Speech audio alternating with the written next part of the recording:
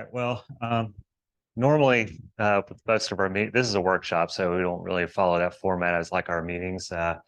You introduce the speaker, so I guess I will not be humble and I'll introduce myself. And my name is Chris Cole. I've been in the Raleigh Astronomy Club for more than 15 years. I started in 2007. And my first telescope I got didn't start off with cameras or anything like that. And I turned it to just one star in Leo. Didn't know what I was looking at because I was just learning how to look at star charts. And I saw this one star. It wasn't on the star chart. I was like, okay, let's take a look. And I was like, holy explicative, it's Saturn. So I went out back into the house or my apartment, and I grabbed my point and shoot camera because there were no smartphones around that time. And just held it up, and it was like, it got this nice little blurry picture of Saturn. I was like, okay, well, that's good enough. And then I thought to myself, what else can we do? I sort of started from, I guess, the most complex all the way down to the simple. So I just want to stress that this is going to be about simply a camera and a tripod is what this is going to be about. So anyways.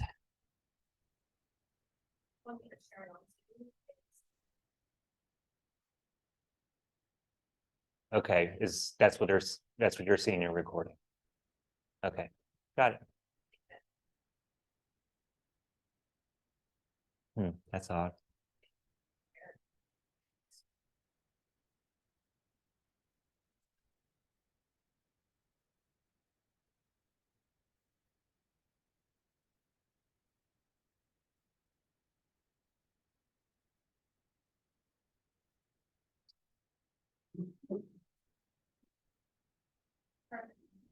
That's good. Okay. All right, but anyway, so getting back to it, simple. We're just going to go from instead of me, starting out with the telescope, all the cameras, all the other little doohickeys that you need to take images of the dark night sky.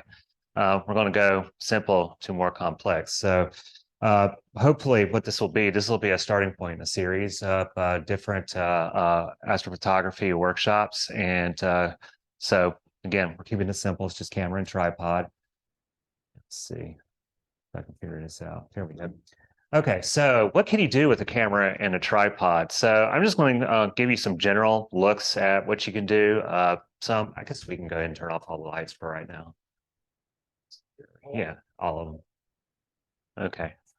All right, so the first thing you can do is star trails. And as you know, the Earth is moving, so everything rises in the east and sets in the west, but actually it stays there. The Earth is actually moving towards the east, okay? And so everything is coming up going to east and west, quote, all right? So in this case, let's just do a little bit of astronomy more so than photography. I pointed this to a section of the night sky where obviously we have a star that does not move very much, okay? So where am I pointing in the night sky? Polaris, yeah, very good. And the North Star. So it doesn't go anywhere. And mainly that's just because that's where the celestial North Pole is. So all the other stars will, quote, go around it. So anyway, so you can do star trails, just camera and tripod. Also with the camera and tripod, this is very misleading because this is actually with a telescope, but I thought I'd show it to you and just say, hey, check this out. You can do this with a camera and tripod. If your camera's focal length is long enough, you can get kind of close to this this close-in shot of the eclipse. This was back in 2017. God, 6 years ago already, and looking forward to the one next year. Where's it? Steve Christensen was with us there. We were in this guy's front yard, and but anyway, so those good times, very surreal. So the next thing you do is astro nightscapes. Most of you, or I'm sure some of you, recognize that picture or that bell tower right there. That's the NC State bell tower. You can see it from the corner of, sort of the corner because now it's a roundabout, of Poland and what is it, Hillsborough Street. And checked on Google Maps for this guy. This guy is lunar eclipse that was occurring back in November of last year. And I looked at the way it was oriented because I wanted something in the foreground. I learned this from you, Joe. So, because just taking some, just to keep it simple, again, camera and tripod. I was like, well, let's put something in the foreground too. And yeah, I looked at the measurements on the map and how the orientation of how the sky was going to be during that night. Actually, it was more in the AM hours. And yeah, sure enough, I could get the bell tower with the eclipse in the background. So what's really nice about this picture is that picture is worth 1,000 words. But one thing I like about this is that this was back in November, and this is the bell tower. This is about where it was. So about when was this taken? There you go. You got it on the bell tower right there. So you have have what I like to call an analog timestamp with that picture. Okay, so and finally, nightscapes again, but this time long exposure. Okay, Joe Pettit took this one as well, and I'm going to poke and prod him a lot, and also Steve Christensen here in the front row. And so, yeah, this one's a little more complex, and you'll see at the end exactly how hard it can get before you have to step up the amount of technology it is to take images of the night sky that are this much more sophisticated or whatever. So, okay, so a typical camera and tripod. Oh, lights on. I'm just going, yeah, go ahead. And I'm going to get you to do that, I guess. So that's what you're there for. So anyways, so typical camera and tripod setup. So this is what I'm going to have set up and demonstrate some of the things that we're going to do in this workshop. So oops. So what do we have here is just I think it's called, oh gosh, Manfrotto camera brand or photography brand of tripod, and we have a ball head mount on there, and just a simple DSLR. That's all it takes. And then, well, you have to know what kind of lens that you want to use for whatever images of the night sky you're going to take. So, what do you want to look at? Something far away, tiny, large, whatever. Something that's large and takes in things in the foreground, like we did with the bell tower. So, anyways, and another example we have, actually, go ahead and show this. This is one by Steve Christensen. And right here, it's the same kind of setup, nice sturdy tripod, ball head mount. And right here, he has a lens that's meant for taking images of large sections of nights. It's pretty much an all sky camera, right? Yeah. So it's a very low focal length. We'll talk about that. And so, yeah, I mean, this is all there is to it. I mean, it doesn't have to be that hard or that complex. The setup. Okay, so moving along, what's most important? Yeah, I'm sorry. You're a smart guy, so it's like, oh, I'll just point. He understands. So first, know your camera. So know what aperture is, know what exposure length is, know what ISO gain is, know what the raw file format is. Okay. So let me just go ahead and say that most people in RAC who still use DSLRs mostly use Canon DSLRs. That's what I started with, and I can right there is one of my first the first DSLR camera I ever bought. It's 8 megapixel. Ain't that a daisy? So you need to know your the attributes of your camera. So first, we're going to go over these because they're all these three are interconnected, and then this guy we'll talk about why he's so important, the raw file format. And then, so first off, what is aperture or f-stop? So your aperture setting allows how much physical light hits your lens elements going all the way to the camera sensor. Your aperture setting can make focusing challenge, okay? And I'll show you over here on the diagram here. And your aperture setting can expose the optical limitations of your lenses. And I'm not going to really get into that too much, but you can kind of pick up on it on the diagram. So, well, let's go ahead and look at the diagram. So right here on the dry erase board, hopefully everybody can see this. Yes. Awesome. Yeah, everything on the fly here. Okay. So, so you have aperture settings called or f-stops, which are really low, but meaning that it takes in a whole lot of photons, or really high, which means it takes in less photons. So looking at this diagram here, I went ahead and labeled this, and then we'll look at this one down here and showed the contrasted the characteristics between the top and bottom. But right here at f2.8, okay, so pretend this is our camera. Here's the sensor as labeled. Here is the diaphragm. The diaphragm has normally like 8 blades that will enclose into a little hole. Here, I'll do my best to draw one. We'll just do a hexagon, I guess. So we'll go like this, draw a hexagon in the middle. We'll go like this, go like this, go like this, go like this, go like this, go, let's see, yeah, like this. So something like that, all right? You have these blades that will determine how much light or photons come through and hit the sensor, okay? So in the case right here, you can't really see the diaphragm. That's because it's wide open, all right? So there's a lot of photons that are spilling onto the sensor right now. So ergo, that means it's collecting a lot of light, okay? So however, a problem with that is the nature of light when it comes into the focal plane of whatever object we're focusing on, even though I have the star on cluster back here. I'm just trying to demonstrate these things. This focal plane right here, if you look at it, it comes to a little point right there. The light comes in, crisscrosses, goes through the lens, then it hits the sensor, okay? The diaphragm is letting all that light come in, basically the whole entire diameter of the lens elements there, okay? So, however, what happens if we do a higher f-stop or longer f-stop? So that means the diaphragm is going to clamp down, similar to this little diagram that I just drew here of the diaphragm. Okay, so again, here's our sensor, here's the diaphragm, now it's closed a little bit, here's the lens element, and then here's the focal plane. Now, you may be asking, was like, why did I draw the focal plane as a straight line here and a bar right here? Okay, that's just to illustrate the point that if you, how many are people who do just photography for fun, just general photography?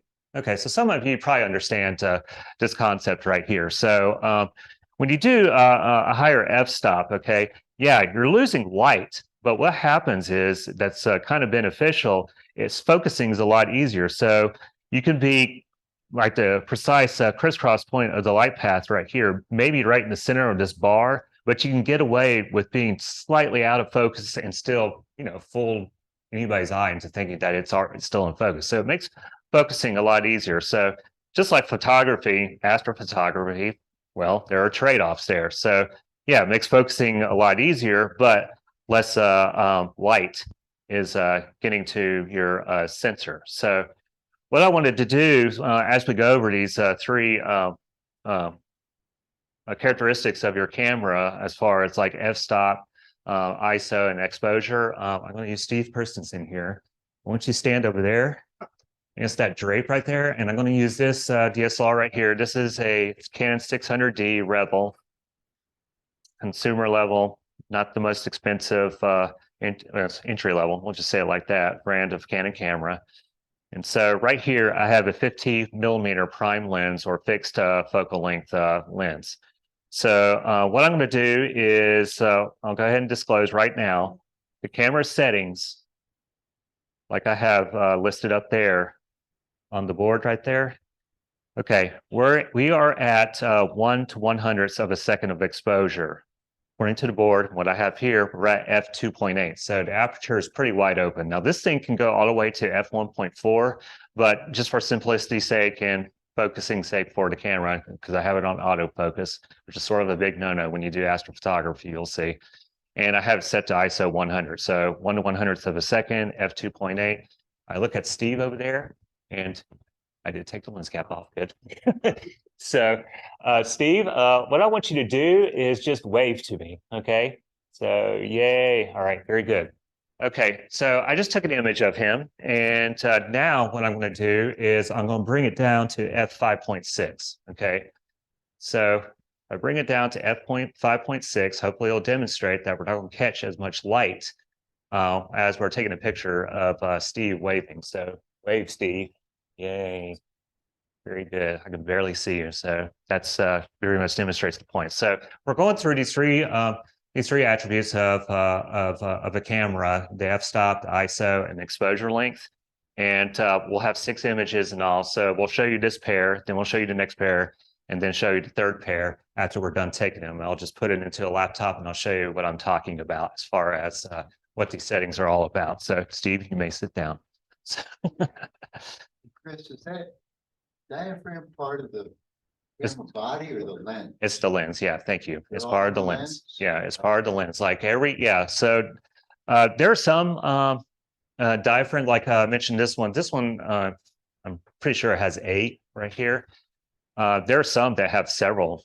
Yeah, I don't know of anything that has fewer than 8, actually. I mean, do you know of any? I mean, you've run across lots of, you use lots of lenses over the years. They're out there, but I can't think of them. Okay, so I guess they exist, but yeah, I know there's yeah, I know there's some that have more than 8 plays to it. So yes, it is inside the camera lens. And you can stop down things. Yeah, exactly. Okay. Yeah, I wasn't really going to go into that, but I wasn't really going to go into that, but like an example, yeah, go ahead and leave it back on. Sorry. You did this. Okay. So here's the diaphragm, right? Now, what you can do also, instead of using the camera lens's diaphragm, what you can do is you can put a little piece that will go over the actual lens element that where normally a camera filter would go, and that just has a smaller opening and pretty much simulates the same thing. Now, one thing that's kind of nice about that is that if you were to take pictures of the night sky using a diaphragm, you're going to get what are called diffraction spikes. Okay, so like for example, each of these 6 corners of the hexagon, if you take a picture of a star, it's going to have 6 spikes on it. Okay.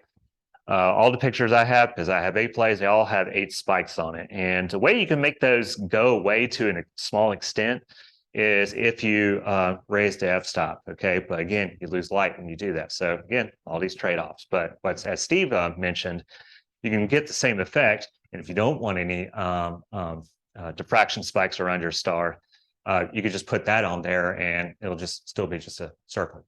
So as long as it's perfectly circular in that f-stop range. So anyways, okay, yeah, now we can turn the lights off.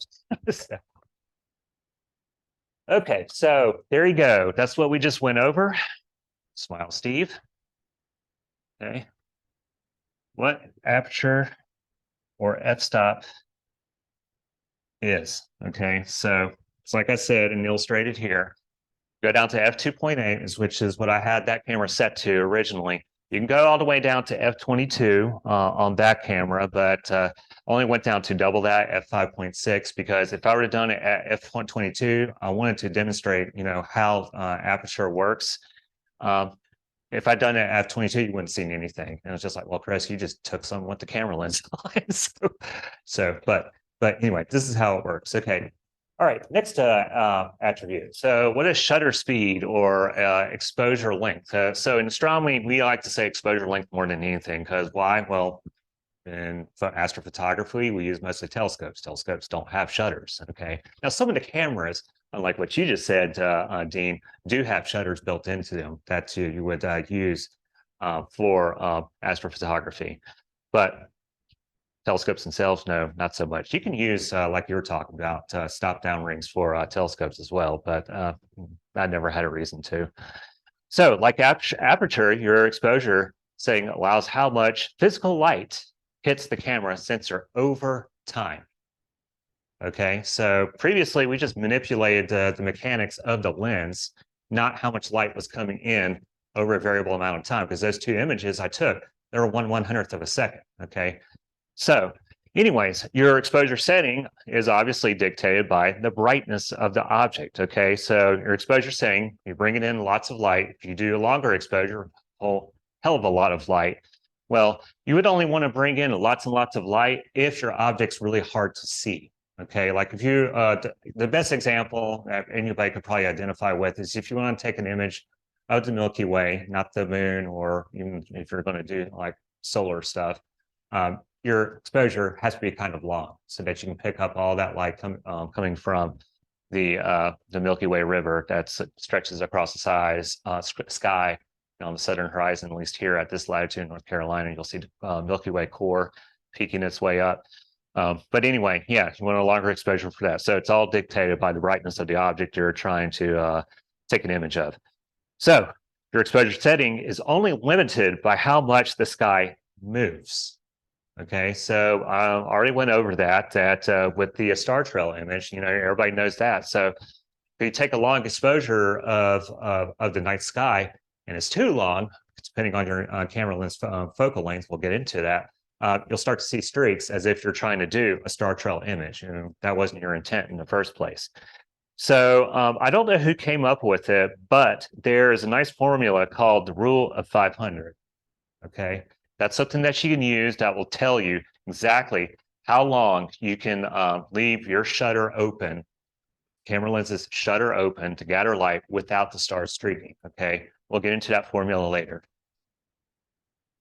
Okay, so get up, Steve, and turn on the lights. Okay, so turn it on. Once again, the settings are exactly the same as last time.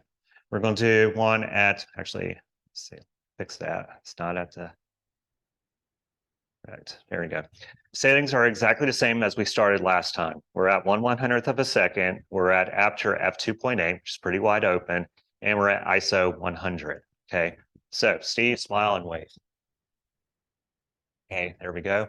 Now, okay, so we went to 1/100th of a second, which I guess on this number line is, somewhere around here, right?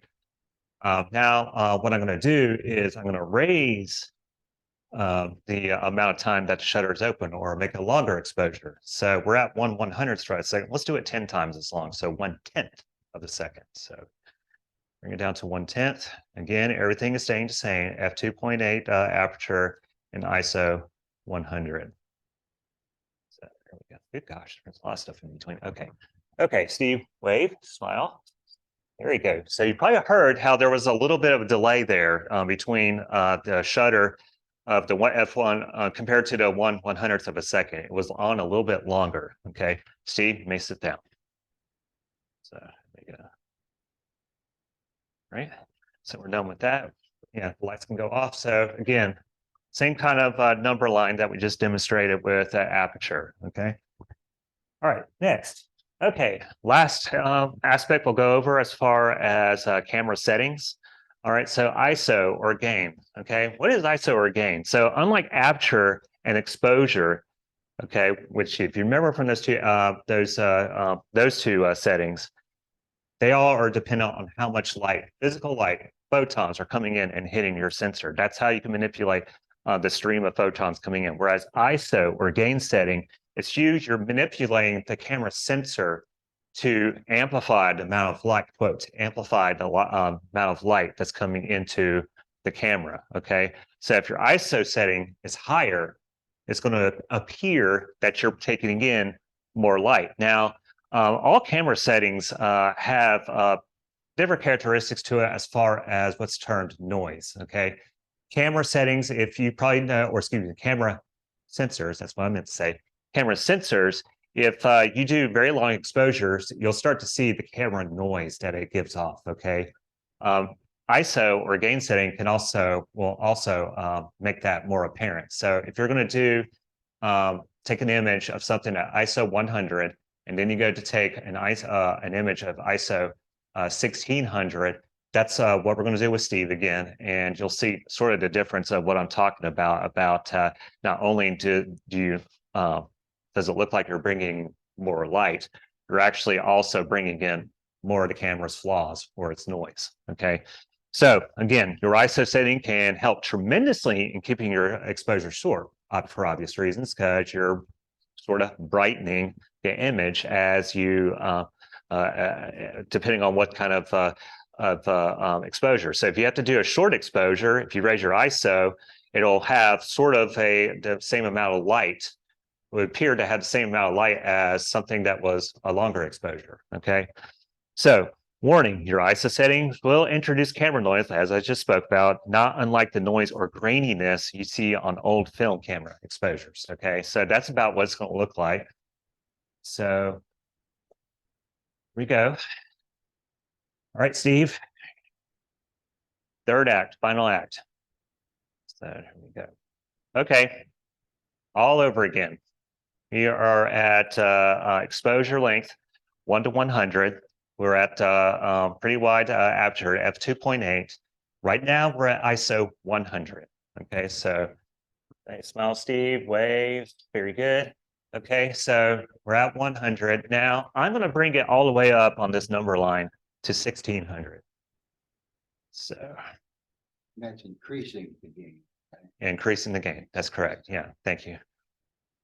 So, all right, so we're at 1600. Smile, wave, Steve. Very good. Okay, and that's it. So those are those three settings. As far as I know, there should be the only 6 pictures on here. So let me put it in here. So, all right, so in conclusion, so some of you may have seen this this diagram right here called the exposure diagram, even though exposure length is part of it. It sort of gives you a quick summation of what you can do as far as what should my gain be if my aperture is like this, or what should my exposure be when it's like this, all in reference to how much light I want to hit my camera sensor so I can get a decent look of what I'm taking an image of. So, all right, go ahead and turn off the lights. So, let's see, I'm going to have to stop screen share for this one. Is that like this? Is Yeah, sure, let's stop it. It's more like going for that thing. yeah, I do have that backwards, don't I? Yeah, it's backwards. Okay. The others are okay, but that. Yeah. Okay. Yeah, I do have that one backwards. Thank you. Like you said, that it's actually that vote. Yeah. Yeah. So lower, So that should be lower light, but yeah, flip that around. Yeah, that's my fault. Sorry about that. the higher the number, less light. Exactly. Exactly. Okay. And that's what I hope to show here. So let's see. Let's go to minimize you. It's PC. It's digital. Okay, so there are our images. Why is it still sharing that? Or showing that. Let me just close that. Okay. Okay, so yeah, thank you. Okay, so actually I need to open that first. Oops, nope, don't want that. Hello, there we go. All right, so.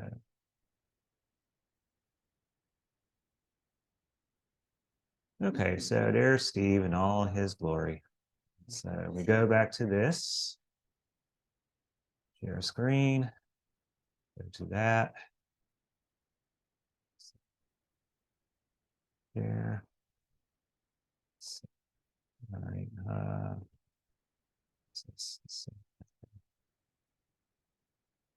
Oops. Okay. Okay, is it sharing correctly? Okay, very good. Okay, so hello, Steve. All right, so that's so the first thing we were demonstrating was going from f2.8 to f5.6 when it comes to aperture. So f2.8 was that guy, f5.6 was that. Okay, and all we changed was the aperture setting. Okay, so yeah, hello, Steve. Can't see you, Steve. Okay. All right. So the next thing we changed was what did we do next? I think it was ISO. Was that right? ISO. Exposure time. Thank you. So there's Steve at 1/100th of a second. Aperture is f2.8 and ISO's at 100. So that's 1/100th of a second, and he was waving, so remember that. And this is Steve at 1/100th of a second. So you can see some of it's in focus, but his hand, not so much. Okay, so that's the problem with doing long exposures. You want a lot of light, so that's nice. But if the night sky is moving, just like Steve's hand right there, it's not going to look all that great. All your stars are going to be streaked, and whatever subject matter you're trying to capture in the image in the first place won't look all that great. Okay. Yeah, this is 1/10, and that's 1/100th. So there you go. Okay, so now there's this one right here. Let's see, right here. Okay, so we're back to 1/100th of a second exposure. We're back at f2.8 aperture. This is ISO 100. Okay, whereas this is ISO 1600. All right. So the problem is this doesn't really demonstrate very well, but you'll see what's going on here. So wow, big chest, Steve. So there you go. Oops, darn it. Is that it? Yeah. Okay. All right. This is what I get for not using a mouse. Yeah, that's what I'm trying to do. Yeah. So here you can see the camera noise. You can kind of see how there's different kind of colors there. It's not a constant black like the last one. Okay. So if I were to go back, let's say, for example, okay, so that was high ISO or gain. This is low ISO or gain. Now, it's mostly black there, so it's kind of unfair to really compare it to because this is just the amount of light that's hitting it. But let's say like we go back to the long exposure and we take a look at it at the blackness of the drape right there. So you'll notice that the noise isn't as apparent. Okay, so that's the thing I'm trying to demonstrate here. Okay, the higher your gain, the more grainy it's going to look. And when it comes to taking images that are really faint, like we do with, like we're doing with this subject matter as far as astrophotography, you may have to do some long exposures. Your long exposures may not be enough, so you'll have to boost ISO. And as I said before, really quick thing is that every camera sensor is different. Every camera is going to have some inherent amount of noise with it, regardless what your gain is. But what is known across the board with all camera sensors is that the longer your exposure is, the more of that noise you're going to see and accumulate. Okay. So if you have a lot of noise with your exposure and you don't have enough light, you boost the ISO, it's going to make it brighter, but it's also going to make the noise a lot more intense as well. So there you go. With some more modern cameras now. So it's less. Newer cameras have less noise. So. Yeah, this is something that we've been fighting for years, decades with digital cameras. Like for example, like I was talking about a moment ago when I was introducing myself. What was it? I took an image of Saturn, and I did that with a point and shoot. There are what are termed hot and cold pixels all over that image. So there are lots of red, lots of white, and lots of dark blue pixels just dotted throughout the blackness of space. Saturn looked okay; it was grainy, but yeah. So you can only imagine that had that been like a regular DSLR camera, one, it wouldn't been it would have been a lot easier to take an image of it, and then two, if you can take we could go back in time in our Back to Future DeLorean, and we take a camera or a DSLR that's from 2023, look at 2007. Yeah, obviously the noise is going to be less. Okay, so yeah, thank you, Steve.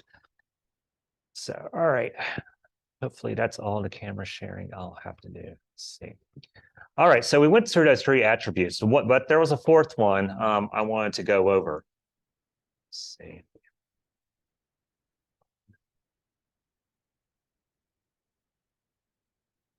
Okay, where is my zoom? It's not here. Let's see.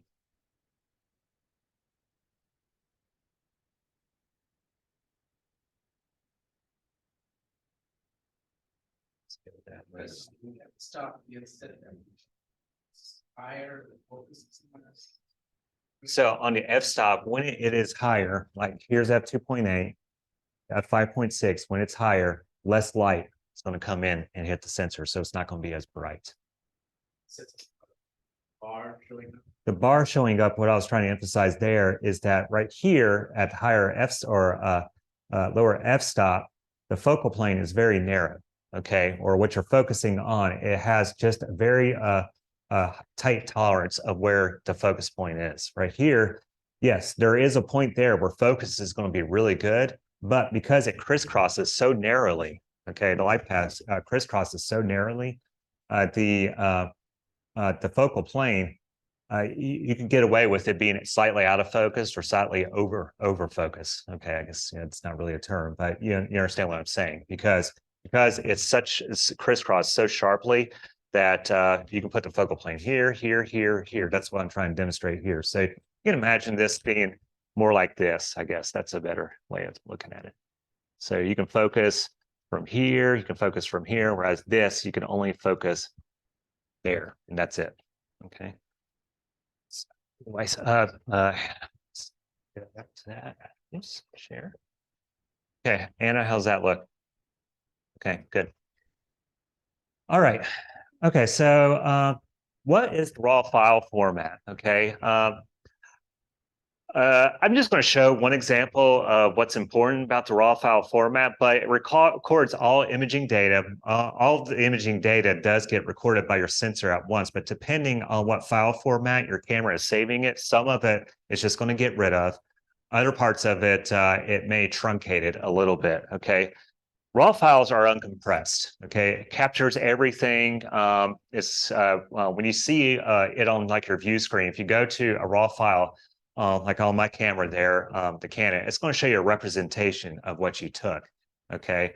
Now, it won't really really show you much in the way of detail to how it compares to something like a JPEG file that you would have captured with your camera versus RAW, but you'll begin to see it later when you go to process your images, okay? That's the scary part of this presentation, processing, because there's a whole new can of worms that you open when we go into processing astrophotography images. So raw files are uncompressed. Raw files are essential when processing your images later. So here's one attribute of it, okay? So if you were to take an image using your DSLR there, and you have it set to just taking simple JPEG images, JPEG images only have 256 tones of any given color. Okay, so you can see right here, these are the only amounts of tones that you can get from your image. Now, most people, it's like they'll be happy with it. Yeah, sure, okay, but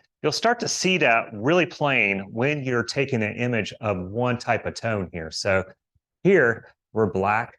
Here, we're white. So we're just going from black to white. So you can see the varying tones there going through. Now, if you're a mixture of dark, purple, green, and all that kind of stuff, it gets kind of hard to see it. So a lot of people, they're okay with that.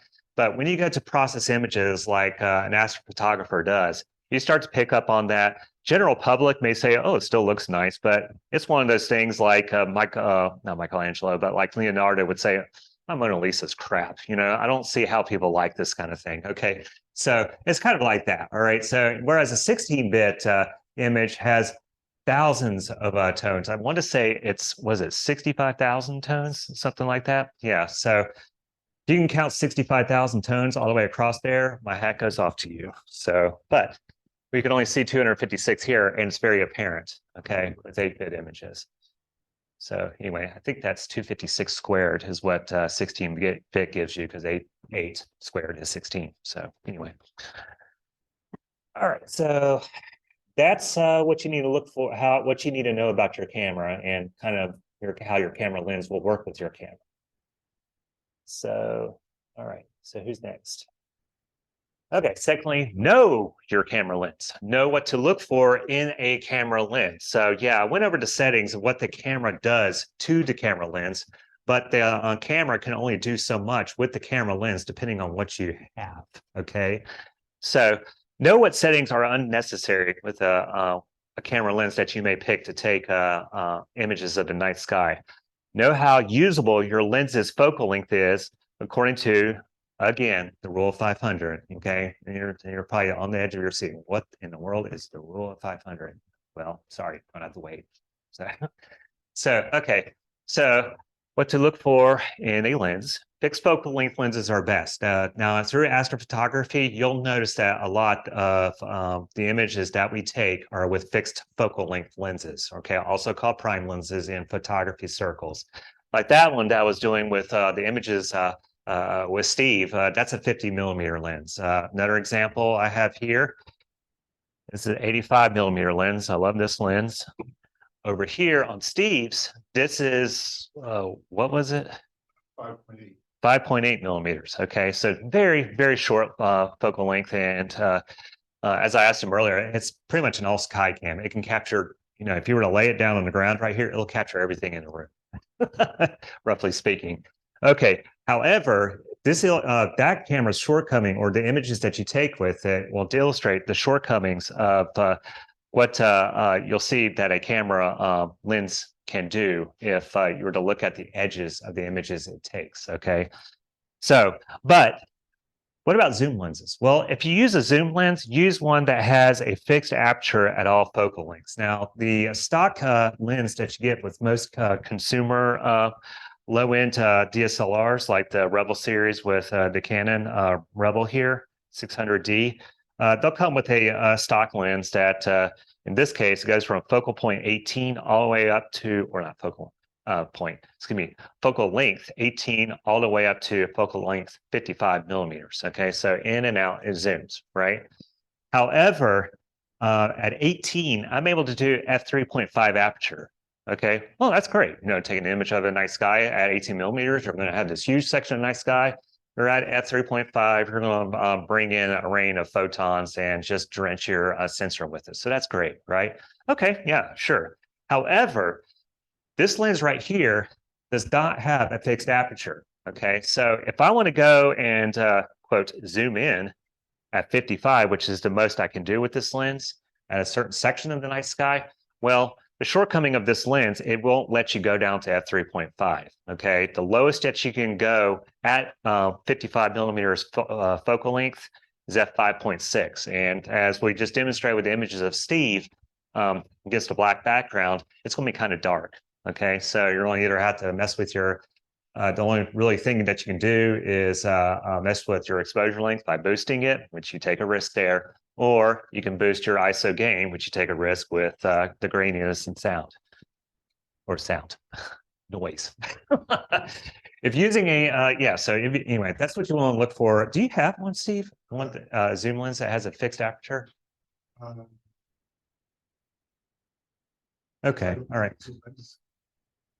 Well, yeah. So yeah, that's a very valid point. So in astrophotography, yeah, we don't use very much in the way of zoom lenses, but if you had to use one, make sure it has a fixed aperture throughout all of its focal lengths that could go through. Like for example, at 3.5 at 18 millimeters, and that one I can only go down to f5.6 at 55 millimeters. However, if I could stay at f3.5 all the way up to 55 millimeters in that zoom camera, or in that zoom lens right there, that would be great. Okay, but it probably costs a few $100s more, obviously. So anyways, okay, so again, this is 85 millimeter lens, or we'll stop from smallest to longest, or yeah, shortest to longest focal length. So Steve, go ahead and talk about this guy right here. 5.6 is this. Instead, it's basically we're taking all sky pictures. And I do exactly what you said. I try to find straight up and big pictures. Often I'll do time lapses and things like that. The sky changing. And then we can talk about all these lenses if I can, all the way up to the 1,000 millimeter mirror lens there. So there's a wide variety. And I have fixed aperture lenses here. I have the ones with the red, the high-end lenses, and the other zoom lenses that I had years ago. So I've got 100 millimeter, 200 millimeter, 130 fixed focal lens. What's your shortest one in here besides that one? Is it the center one? No, one up closer to me. This one? Yeah, no, this one right here is 8. Oh, just 8. What's the That's- next size up? The size up would be 14, I think. Okay, where's that one? I think this one is, Okay, so that's 24 actually, but okay, well, simplicity's sake. Okay, so 24. Okay, so obviously, smallest one I have here, focal length is 50 millimeters.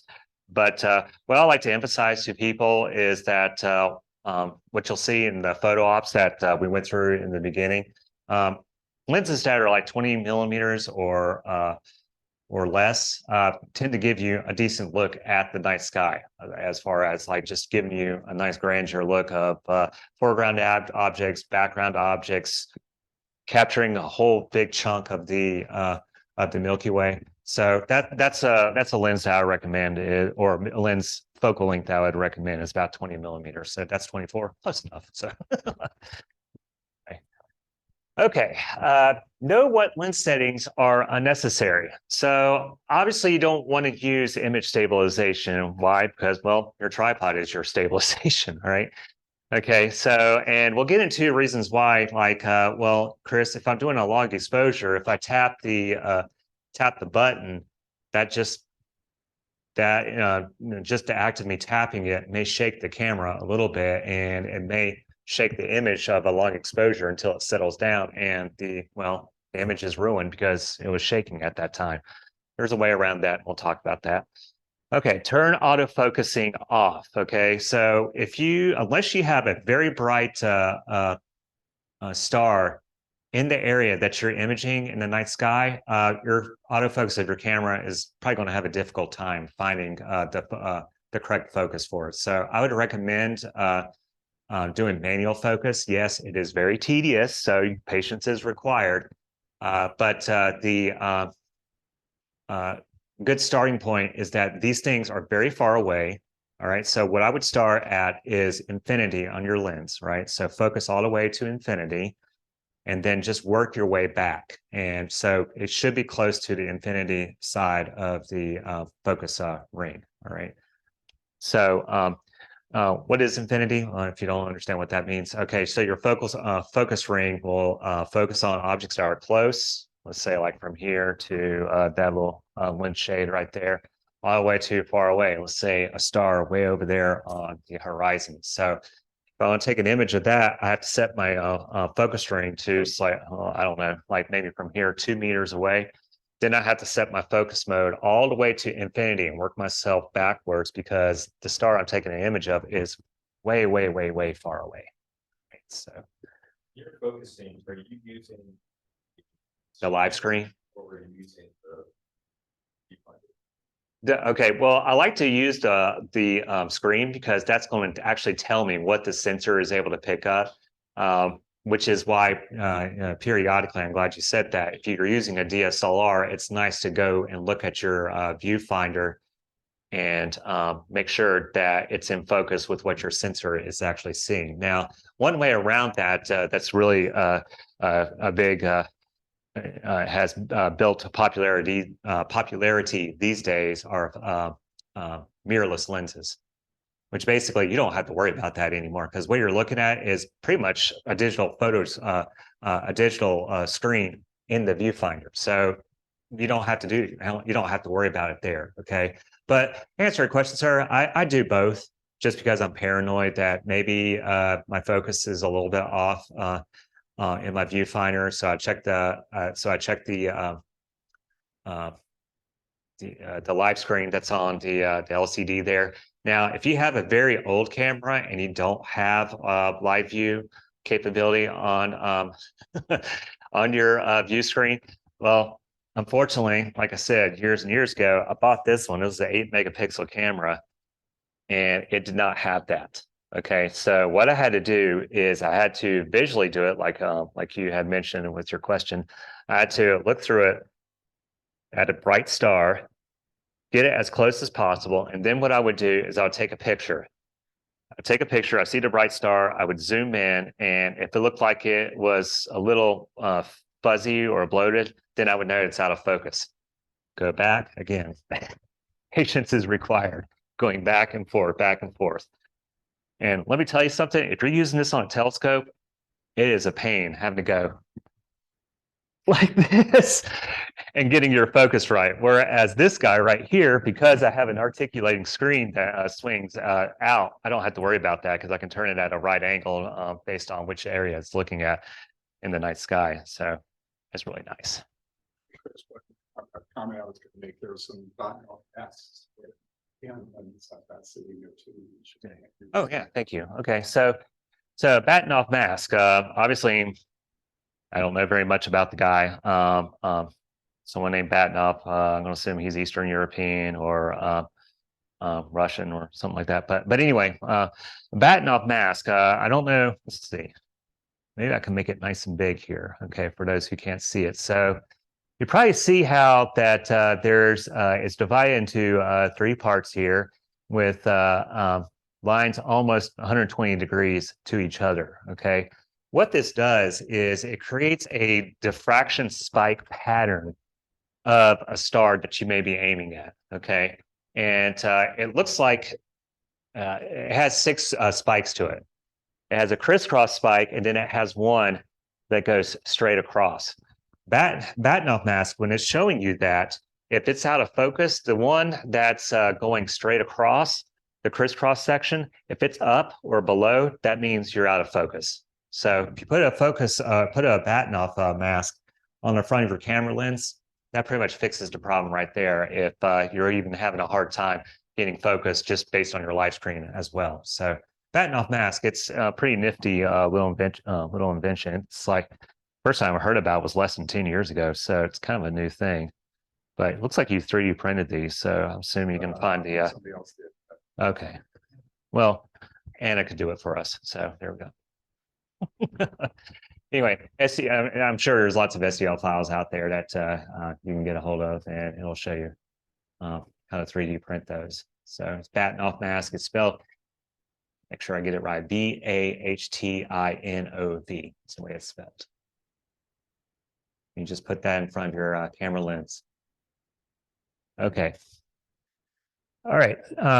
So know how usable your lens's focal length is. Okay. Simply, the longer your focal length, the more the sky's movement will be apparent and the shorter your exposures will have to be. Okay. So like, for example, if I were to take an image of the night sky using my 50 millimeter camera lens here versus the 200 here, well, the movement in night sky is going to be, was it 50? So 4 times more apparent in the 200 millimeter lens. So that's what that means. So if I wanted to do, like, say, a 1 second exposure in this guy, meaning not, I shouldn't really see much in the way of streaking stars. But if I do it in this guy, it's probably going to show up. Okay. So that's one of the downsides. You know, if you're starting to get to the point where you want to take longer focal length lenses, that's when you have to start thinking about, okay, I'm ready to move on from camera to tripod. I need to get equatorial tracking or just go ahead and get a whole telescope set up. So, but anyway, but we'll stay with camera and tripod, which is for right now. And based on what I just said, choose lengths below 200 millimeters. I have used a 200 millimeter lens, but we'll talk about the rule of 500 of how I've got limitations with that. So longer focal lengths are limited to few brighter objects like the moon or a solar eclipse. So if you remember that one image I showed at the very beginning, the NC bell tower in the foreground and the lunar eclipse in the background, that was with that 200 millimeter lens. So why? Because, well, those objects are fairly bright. You can see them easily and whatnot. It's not like you're taking an image of the Milky Way galaxy, which by eye you can see the dust lanes and whatnot, but you go to take a long exposure image of it with your camera, you start to see other things too. You start to see collections of star clusters and all that kind of great stuff. So anyway, get down to it. It's like I had mentioned with Steve's 24 millimeter lens there. The bulk of images you'll see here are taken at 20 millimeters or less. So, okay. So finally, a few camera accessories. So you can turn on the light. I should have done that with the camera lenses, but some of these you guys may not be that familiar with. So what are we going to start off with first? Okay, lens shades or lens hood.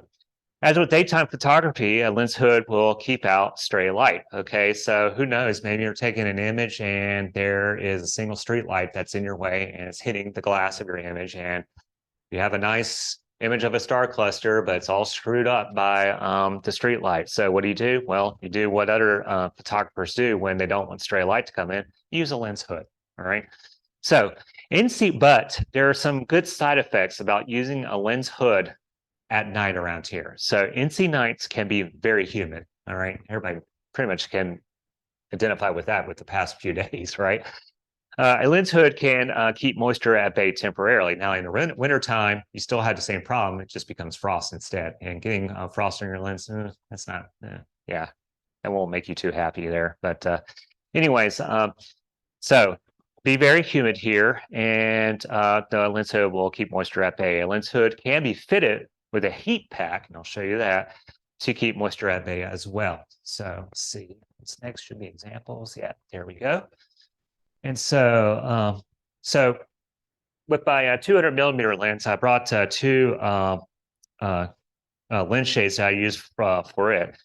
This is what came with it, or actually, this is an extra, but it's the same. It's the same Canon brand. This is what came with it. Fits over the front. If I can get the threads to behave. There we go.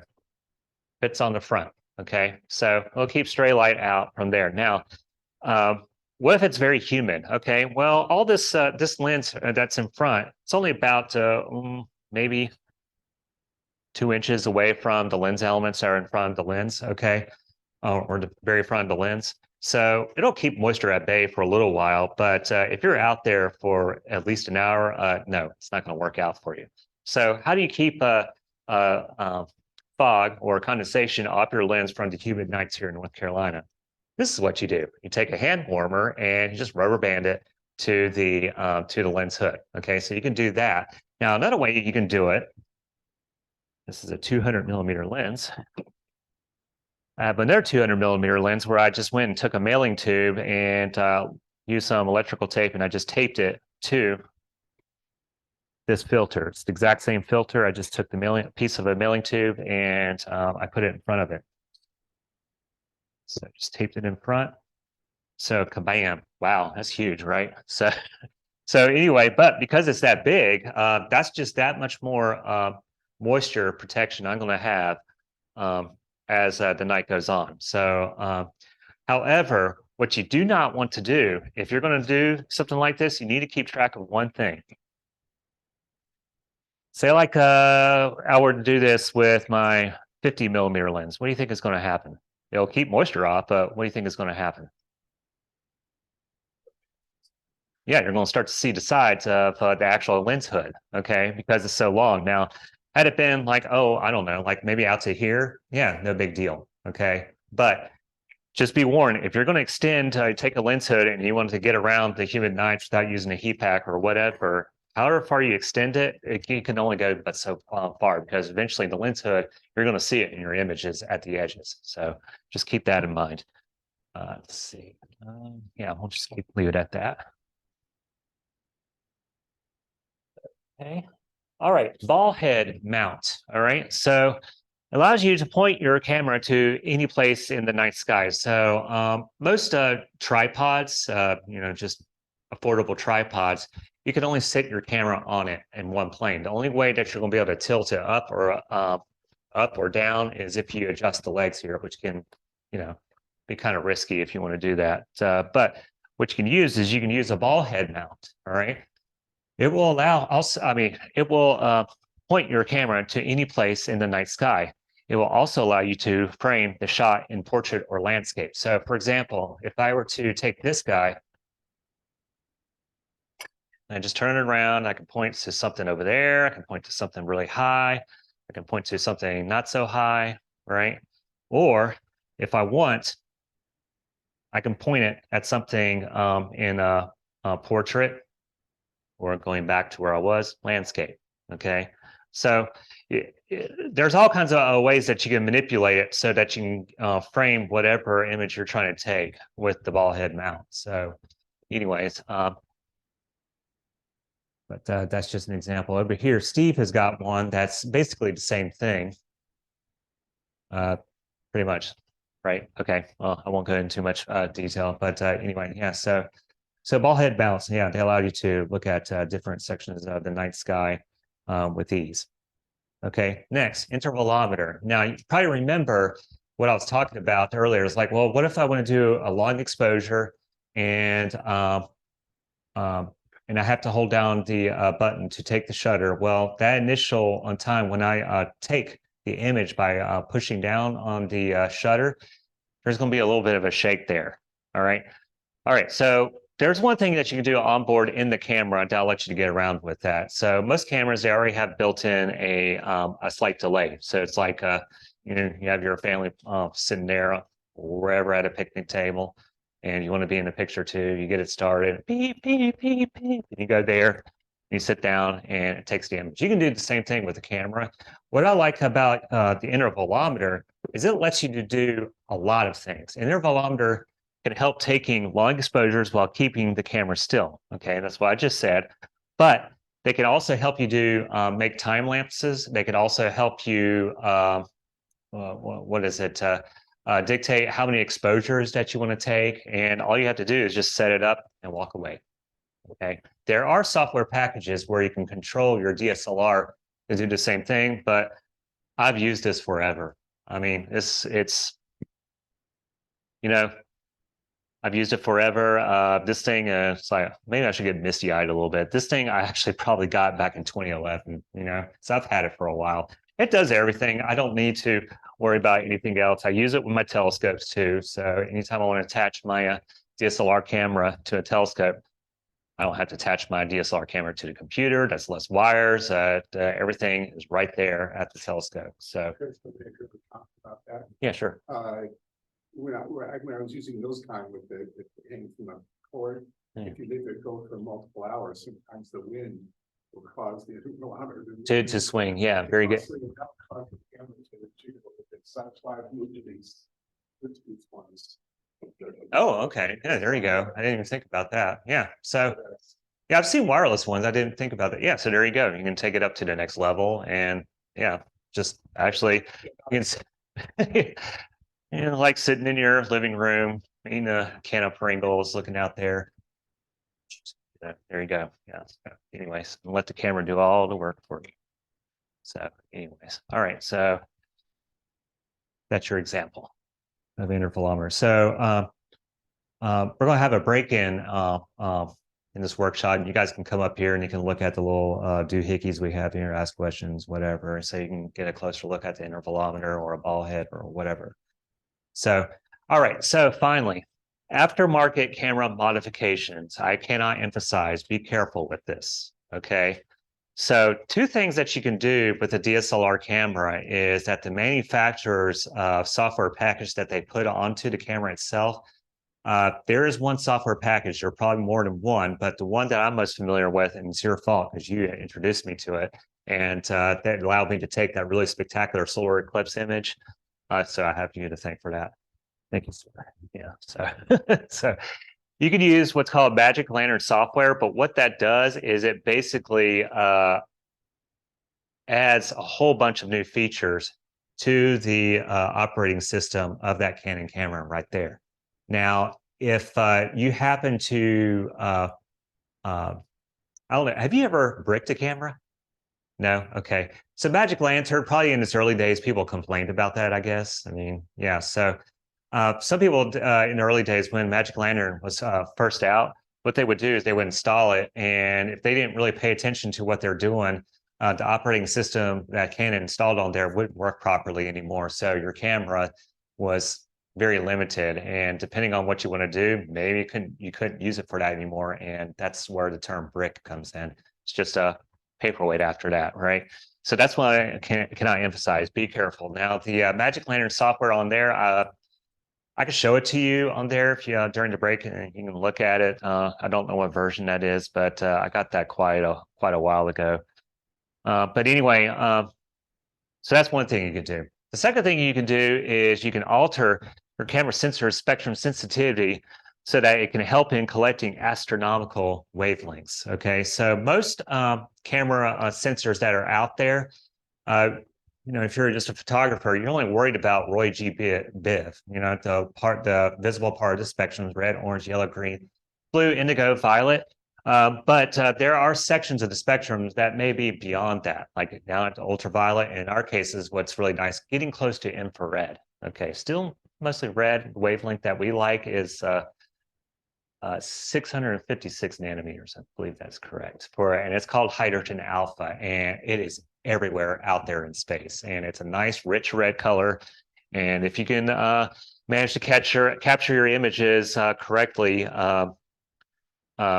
you'll see what the benefits are of collecting hydrogen alpha. Okay, but what I'm trying to make in the point here, and if you read it, you kind of understand what's going on here. If you were to look at your camera, it has a slip cover, or not slip cover, it has a cover slip over it. And it acts as a filter to get rid of those sections that the camera sensor is sensitive to. Because your camera sensor by itself can pick up infrared to some measure, it can pick up ultraviolet to some measure. So what the manufacturer does is it puts this cover slip in front of it that rejects those shorter wavelengths and those longer wavelengths that flank the visible spectrum, okay? Because, well, these are consumers. They don't care about those sections, okay? Well, us astronomers, or astrophotographers, we do. So there are some places that you can send your camera into, and what they'll do is they'll remove that cover slip and put another cover slip on top of it, one to keep dust off your sensors. That's one of the nice things about the cover slip also. And then also it'll, in the case of the longer focal length, not focal length, longer wavelength sections of the spectrum where hydrogen alpha resides, hydrogen alpha being the light of hydrogen, lots of nebulae have it, it'll allow that to come through. Okay. One thing you need to understand, though, is if you do that to your camera, you're letting in some wavelengths that you can't really see that well, okay? And what I'm getting at is if you put one of those cover slips on your sensor where it allows in hydrogen alpha, if you go to use it for like terrestrial or whatever, doesn't matter what kind of auto white balance setting you have in there, whether it be for cloudiness, whether it be for incandescent, fluorescent lights, LED lights, whatever, it's always going to show you a slightly red image, okay? And that's because the cover slip has been swapped out with the original manufacturer's cover slip, okay? So just know that when you do that, if you want to use that camera for other things, you're going to have to set I would think all DSLR cameras will allow you to do is you're going to have to set a custom white balance for whatever setting of lighting that you're in. So here, I would have to take a picture of something white using that camera because it has been modified, okay, with a different cover slip. I have to take a picture of a white piece of paper, and then I'll have to go in and tell the camera, this is what white looks like. The camera will then look at it. It's like, okay, this is what white looks like. Well, it looks a little red, so I'll modify what wavelengths I pick up. Camera sensor will fix itself in doing that.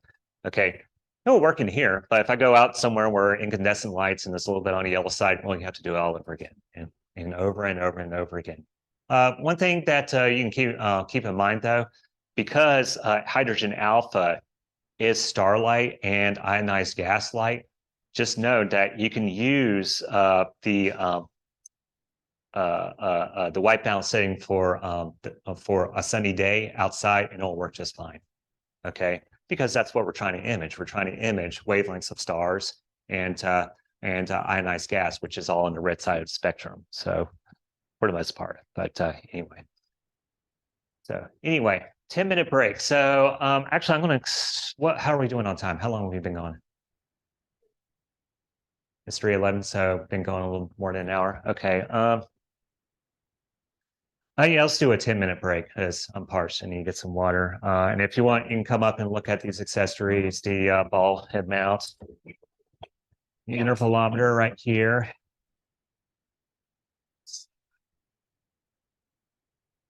Go, okay. All right, good. So,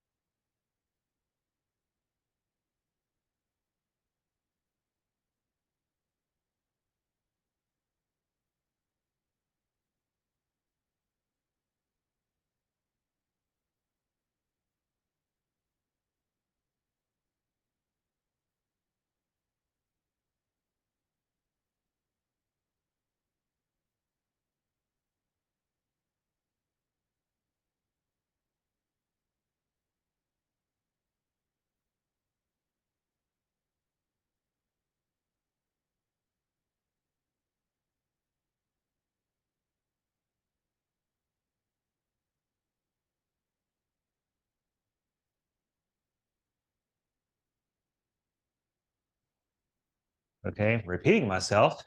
And now the astrophoto ops or photo opportunities. All right. So, like the images that you saw at the very beginning of the talk, we're going to show you exactly what is involved with that. It's going to involve me switching screens a lot, Anna, so I apologize. So, okay, astrophoto op. All right, star trail. So you remember that image of a star trail that I showed at the beginning. So how do you do that? So take star trail images in areas out of direct lighting. Okay, so yeah, you want to use a lens hood, so that will help, but you don't want to have any light hitting any light source hitting your lens elements directly. Okay, so the darker the better. You don't need to be somewhere that's pitch black because we've done. The one that I showed you, that was over in Apex, in the outskirts of Apex, and the north that where I was facing in that image was actually at the what we call the light dome of Apex. So that's exactly where all the light pollution is, was mostly in that direction. So kind of didn't wasn't pitch black by any means. So all right, here's one thing to keep in mind. So you probably saw how there were continuous streaks, but if you noticed, they were kind of jagged. Okay, and the reason why that was is because I was taking a series of short exposures. So do not take a single long exposure. So rather take several short exposures.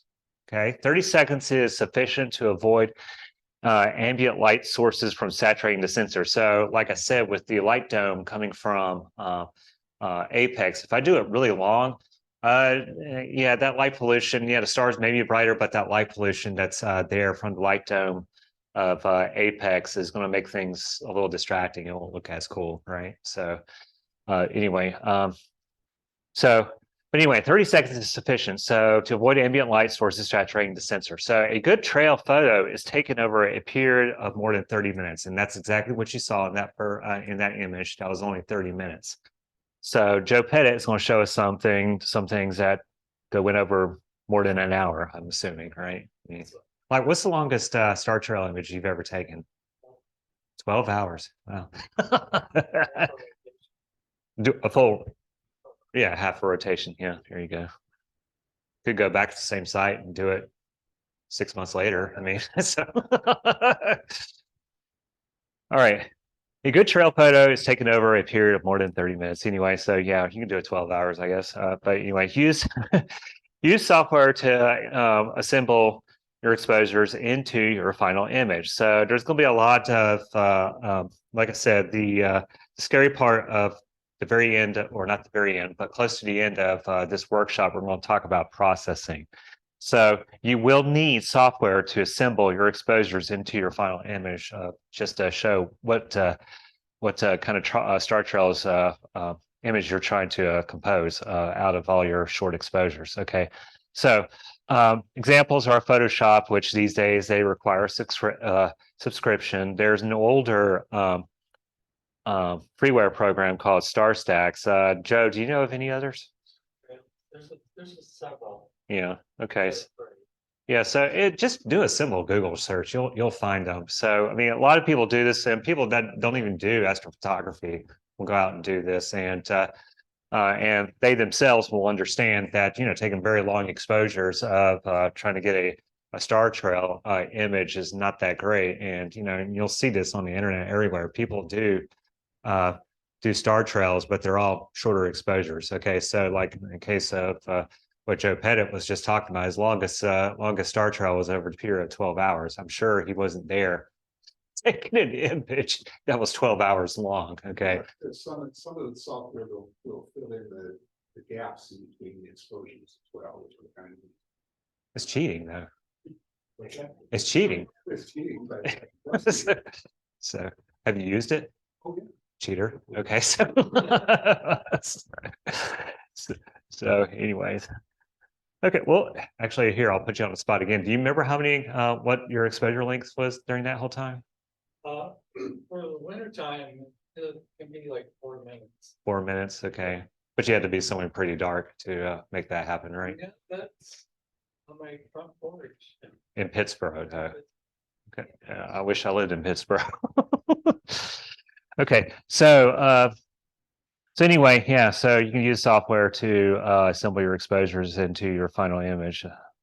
So choose a focal length of less than 20 millimeters. All right. So that image that you just saw, I actually used right here, the stock lens that came with my DSLR camera, the one that goes at f3.5 down to 18 millimeters. And that's what I did. I set it to aperture f3.5 and or f-stop f3.5 and set it at 18 millimeters. And I just took 30-second exposures over time. So that's where that came from. I was using this lens and this camera. And that's what I was able to get. So I think I saw some of your images. You use like a 14 millimeter sometimes, right? I mean, yeah. So you're able to capture like a huge swath of star trails there. Okay, stop share. We're going to go and look at some examples. Don't need you. Let's see. Star trails.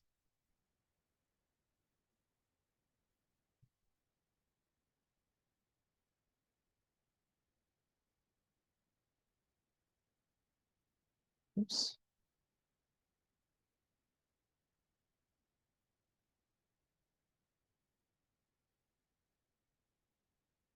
Okay, so this, it's not showing it here.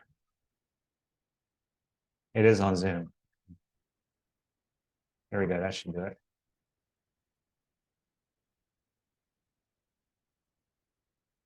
Okay, so there we go.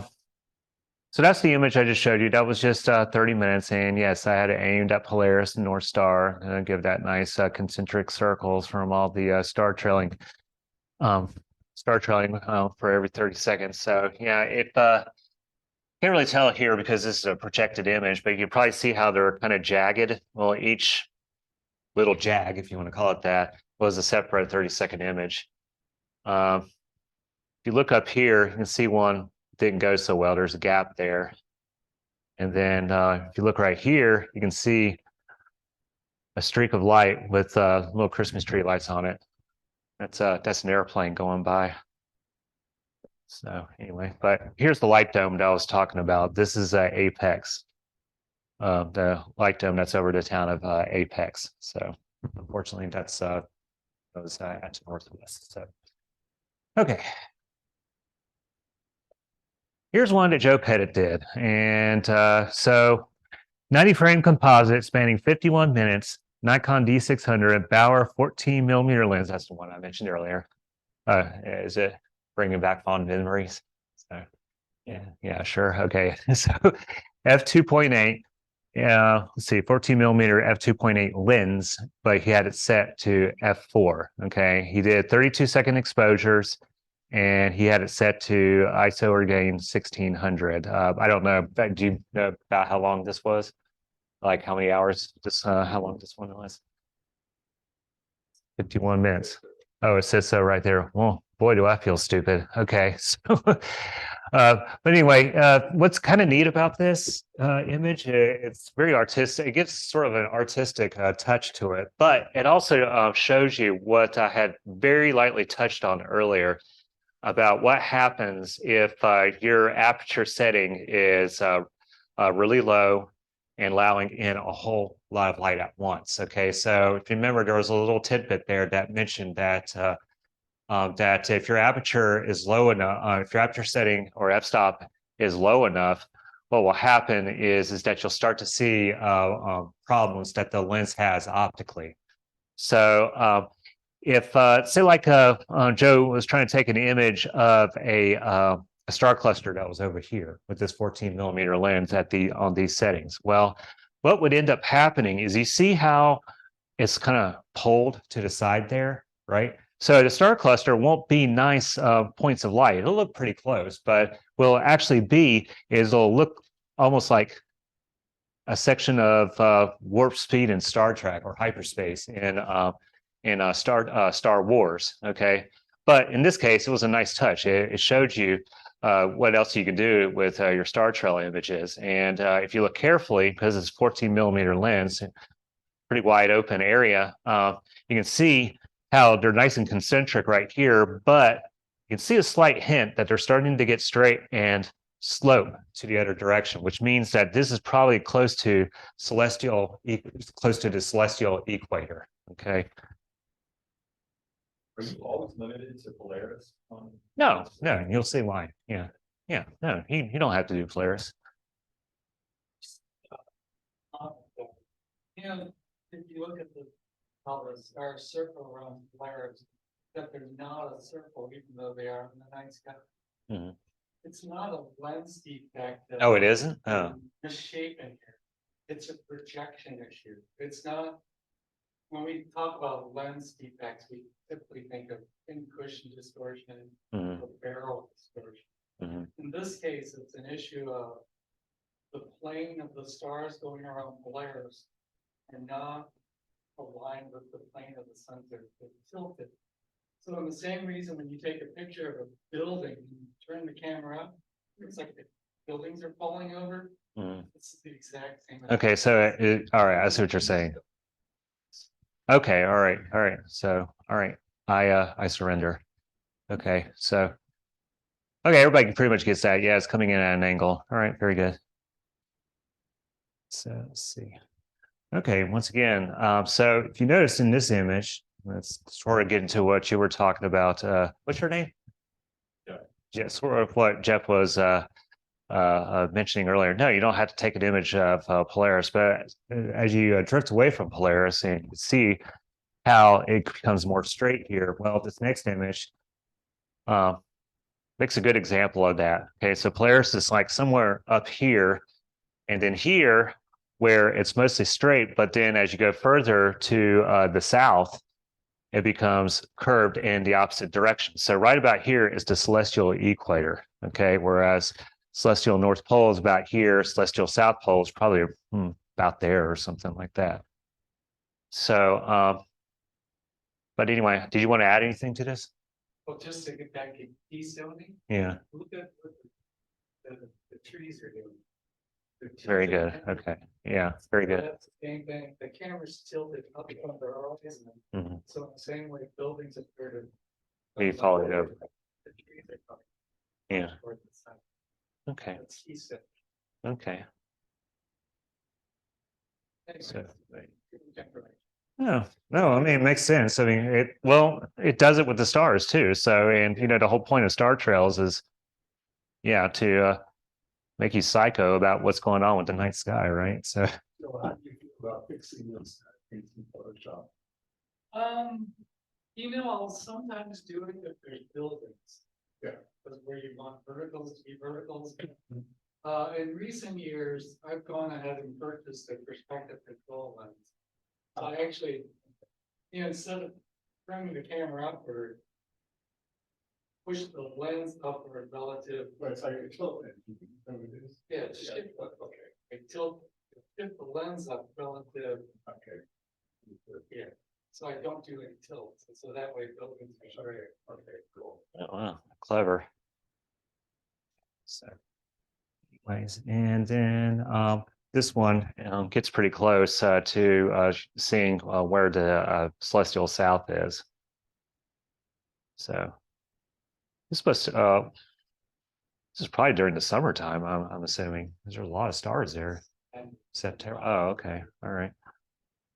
And there are a lot of stars there. So yeah, keep that in mind. That's something that you'll learn if you really get into astrophotography or just astronomy for fun. Is that during the winter time, at least here in the northern hemisphere, we are looking out away from the plane of well, not the winter time. Excuse me. During the spring and fall, we're looking out away from the plane of the Milky Way. So we're looking at when you're looking at the Milky Way, from elbow to elbow is the plane of the Milky Way. The sun, is not the orbits of the planets are not like this. They're kind of perpendicular to that. So during the summer over here or wintertime over here, we're going to see sections of the Milky Way, okay, where the star field's really thick. Whereas during the springtime or the fall, we're not going to really see that much because we're looking out beyond the plane of the Milky Way. So that's why that one looks like it does, because it was taken in the month of September, even though September's, there's a point in there that's beginning of fall, right? I mean, I think September 21st, yeah, like that. So, but anyway, okay, I think that's it. All right, so there you go. Thanks, Joe. All right, so back to the presentation.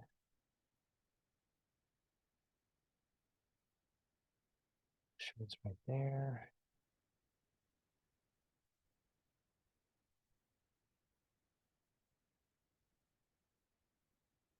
Did it work, Anna?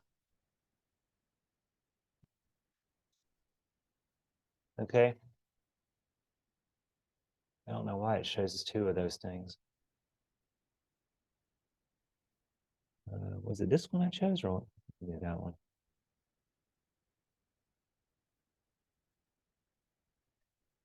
Okay, very good. Okay, Stellarium, I'll let that out. We'll get to that later. Hello. There we go. Okay, the solar eclipse. All right, so solar eclipse, as you can imagine, well, not only if you look at the sun, will it mess up your eyes and fry them, if you want to use that word, it'll also do the same thing to your camera sensor. You have the retina that's picking up all the color, all the light, and it's being focused by the lenses in your eyeballs, and it's hitting the retina, goes back to your brain, and it goes, hey, I'm seeing this. And then when it looks up at the sun, it's like, oh my God, it's terrible. And you look down and your retina is bleached, or you choose to stay up there looking at it and go blind. So the exact same thing happens with your camera. In your camera, the sensor, that's the equivalent of your eye's retina. So it'll do the exact same thing. The light that comes in, like it's supposed to, goes through the camera and gets focused onto the sensor. So if you want to do that with the sun and destroy your camera, by all means. But yeah, so if you have to look through your camera, obviously it's even worse. So anyway, so use a solar filter when focusing on the sun before totality. Okay, so for a solar eclipse during totality, everything's fine. What was nice is Steve Christensen had a timer that was counting down, like I think we were listening to it like 2 minutes right beforehand. Yeah, just counting it down. And as soon as it got to zero, it was so weird. It's like I was looking at the sky. I was like, this is as dark as it's going to get. Once it said zero, it was like a dimmer switch. It was crazy. If you've never been in the path of totality of a solar eclipse, yeah, it was crazy. But once it gets to that point, you can take your solar filter off, okay? But you have to keep in mind when totality ends. After that, you need to put your solar filter back on. So, but what I mentioned to one of the people earlier in here, they asked exactly how did I compose that one solar eclipse shot that I had at the very beginning of the workshop. If you take bracketed photos, it will reveal the sun's corona in all of its glory. Okay, so bracketed photos are just a series of images where the exposure lengths are different. It goes from short, not so short, long, or excuse me, not so long, long. Okay, just a whole bunch of them. Now, the image that I showed you, and we'll look at it again, that was a series of, I think it was 7 different exposures, and then I just combined them all into Photoshop. So anyway, so and also just like with the lunar eclipse of the bell tower of NC State, you can do the same thing with solar eclipse, and have foreground objects to add some impact to your images. One thing that was kind of cool, I wasn't able to capture it. I don't know where you were, Joe, but when the totality, in the middle of totality, yeah, you got that nice, awesome look at the solar eclipse. But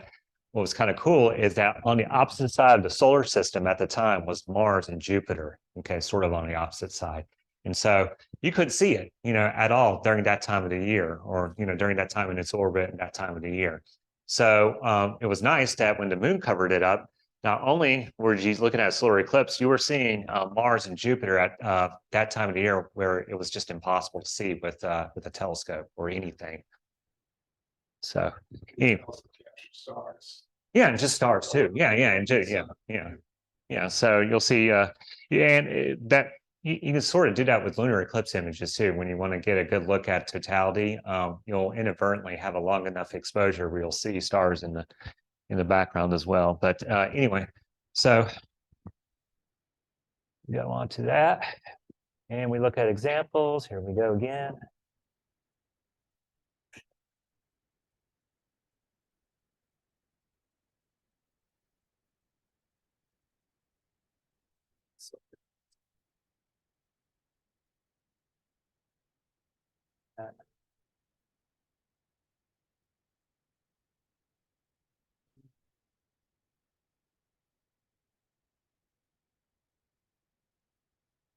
Okay, here we go. All right, so yeah, it's on Zoom. Okay, very good. So there we go. Okay. All right, so this is the one that you saw earlier, and it was taken with this camera, but it was not attached to any camera lens. It was attached to a telescope that was a focal length of 600 millimeters. I have seen camera lenses that are absolutely huge. And in fact, there is an individual uh, who's actually doing two jobs at once in the David Clark building over at NC State. She has a Canon lens that is 600 millimeters. And I was like, my God, that thing's a workhorse right there. So it was really cool. But anyway, yeah. So oh, actually, I know why it says 6. I took 7, but the brightest one, which was 4 seconds, I think I just did not use it. Is what it was. Yeah, that's what happened. Some of the nice details that you can pick up, and you will pick this up in camera lenses like 200 millimeters.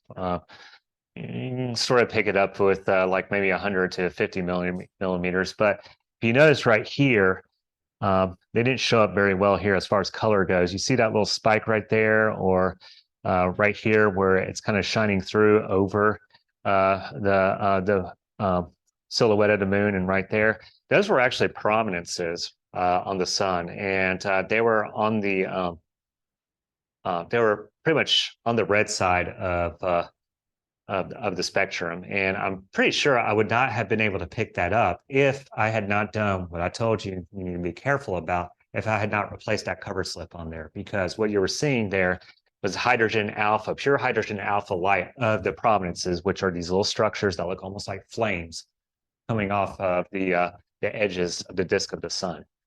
So nice thing about the corona, well, it's the atmosphere of the sun, and it basically shows you the magnetic field, the magnetic activity of the sun. Because, well, what is the sun made of? Well, it's made of plasma, or simple terms, melted atoms. Okay, and so there's a lot of positives and negative charges going all over the place. So it's not nice and uniform like the Earth. So, going a little off subject there, so we'll move on. So this is one I took a long time ago. This was in 2013, and I did this with a zoom lens. It says 200 millimeters. It was actually with a zoom lens that I want to say it went down to 50, and it went all the way up to 250 millimeters. But anyway, it was set at f7, and ISO was 400, and it's 1/4000th of a second, and it was with that camera that's mounted on top of that guy right there. So, and this was in November. So, and the eclipse, solar eclipse was just ending. So we got to see a little bit of it here. Now you may be saying to yourself, well, you just destroyed your camera, Chris. Well, obviously you can bend the rules on a little bit when there's plenty of cloud cover and haze from the ocean spray here. And I mean, everybody's noticed that when you look at the sun low on the horizon, if there's just enough thin clouds in a way, you can like look at it, you know. And so that's what was going on here. That's why I took this image right here. So just use common sense. That's all I could say. So, but anyway, yeah, it was a great day. I crashed over at my uncle's place. That's where he lived. He lived at Carolina Beach. And I told him I'm coming up for one day to do this. Then I'll see you later, and I'll come back for Thanksgiving. So. That's what the younger generation always does. They always come up to the older generation only when they want something. So there you go. Now, this is just another look of that same image that I took, but this was just one of the exposures, 1/10 of a second.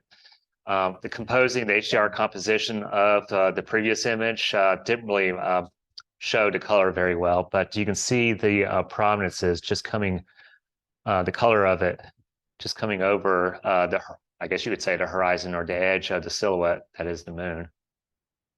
So that's pretty cool. And then, let's see. And this one was taken by Steve Christensen. It's also known as the diamond ring of the phase of the eclipse, and this is pretty much around the time when you want to get ready to either remove your or excuse me, kind of like right after you've removed the solar filter, or counting down to the time where you have got to put your solar filter back on before it burns it up. So sunlight starting to peek through again and makes that little diamond ring effect. And you can see the little jagged structures coming off there. Those are the prominences I had mentioned earlier. So he did this with a Canon 60D, which is, isn't it that guy right there? Yeah. Yeah, so it's that one with the mirror lens attached to it. So anyway, it was a great day, wasn't it, Steve? Oh, yeah. Never forget that.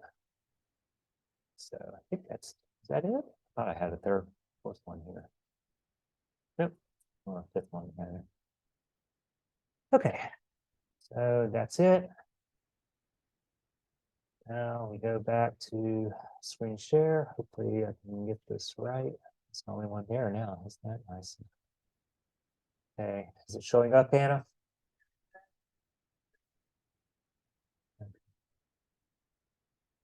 Hello. Okay, working? It's showing it? Not yet, okay.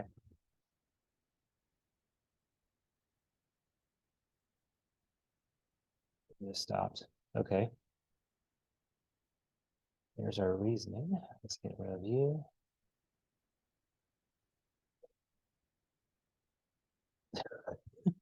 Okay, here we go. Oops.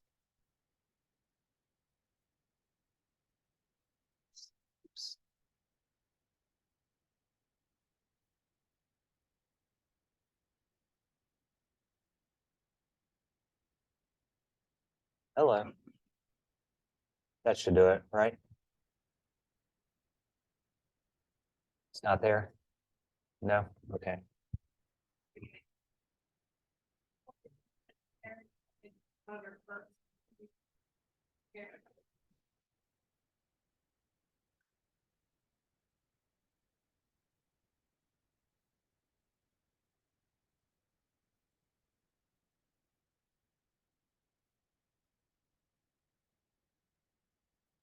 Right.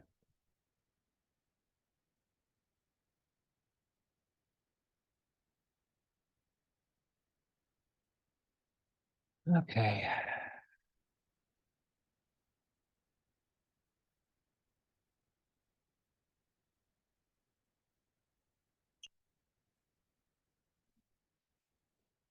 Okay.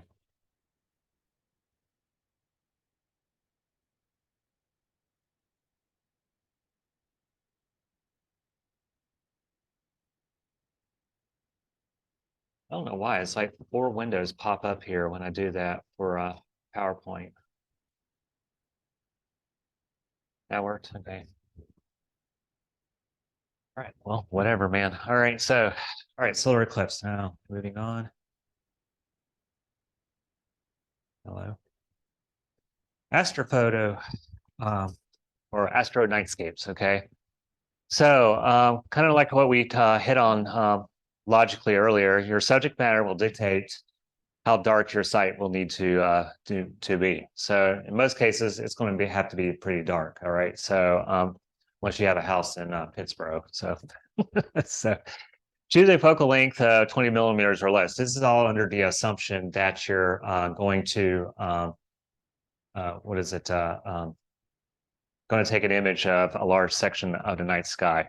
You can do it up to 200, but I'll demonstrate earlier that's you're going to run into some problems. Okay, since your subject is moving with the sky, obey the rule of 500. Okay, finally, Chris, what is the rule of 500? So here we'll turn on the light. Okay, so get this away so I don't trip over. Back of the table there. Okay, so the formula is right there. So 500 millim, or the constant 500 divided by the lens focal length equals the longest exposure to avoid trailing of those stars in seconds. Okay, so this is just supposed to give you an idea what is the best, or what is the longest focal length that I can get, or focal length exposure that I can get away with any given focal length. Okay, so just for simplicity's sake, we're going to calculate it for 20 millimeters, and then we're going to do it for 200 millimeters. So we take 500, see, divided by 20 millimeters is something like millimeters per second, or seconds per millimeter, or something like that. But anyway, comes out to be 25, right? Okay, so 25 seconds.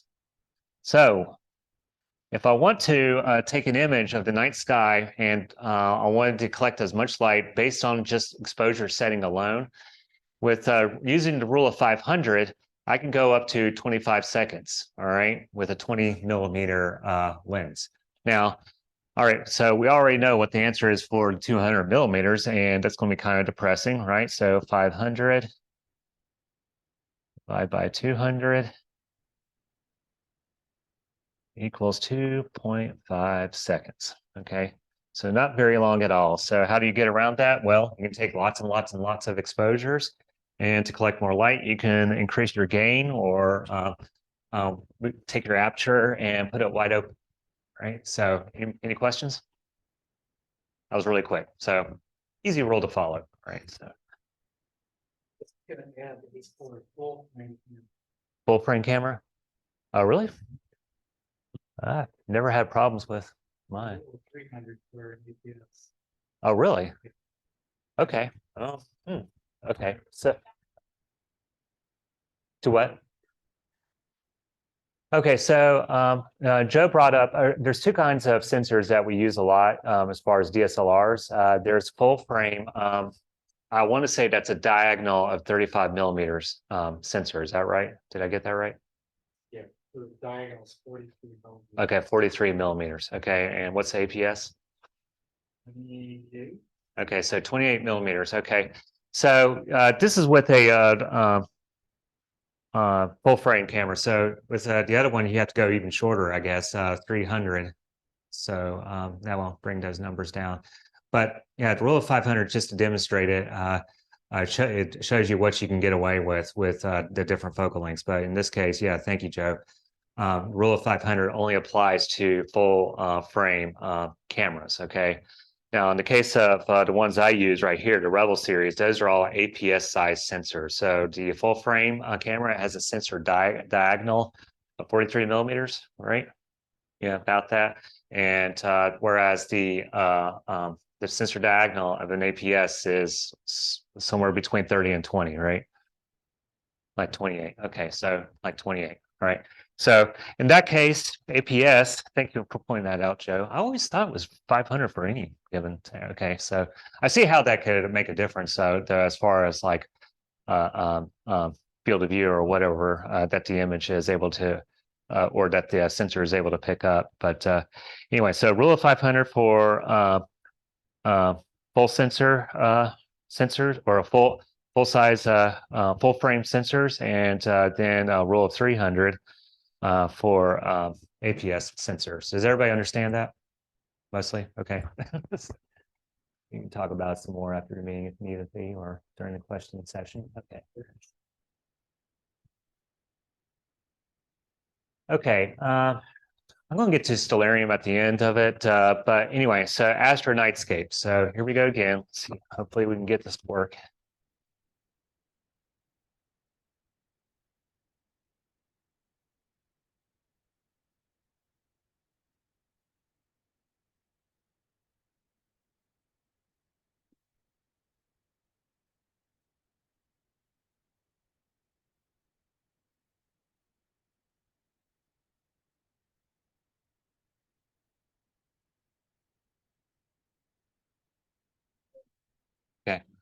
All right, so here we go. So this is one that you saw at the beginning. As I said, this just reminds me of an Ansel Adams photo. So nice going, Joe. Where is this anyway? You said Haw River? It's like It's Chad. Chatham County. Okay, so not too far from here. So that was really cool. So obviously you could do a short exposure with that because not only do you have the moon being a bright object, the moonlight's illuminating other things as well. And that's pretty cool. So anyway, and you saw this earlier, NC State bell tower in the foreground and lunar eclipse in the background. You had one of the whatever that tower is at UNC or something like that. Yeah. Yeah, the Moorhead Tower. So yeah, bell towers are nice. And they give you everything as far as doing an astro nightscape kind of thing. If your subject's bright enough, of course. Okay, so could have had this for the eclipse image. Where were you for the eclipse actually, Joe? Middle Tennessee. Middle of Tennessee. So you probably weren't too far from us. Anyway. So this was using, like you saw in his star trail images, using his 14mm lens. And so I don't know if that thing off to the that quote star-like object to the right, I don't know if that's Jupiter or not. I think it's Jupiter, isn't it? So that was the thing I was talking about. So if you had a shorter focal length lens, you might have picked up the planet star around there. So there's Jupiter. So yeah, there's high clouds there, and it dodged it perfectly for you, didn't it? Were you cringing the whole time? Cloudy, partly cloudy, before, and then just as the totality of it opened up.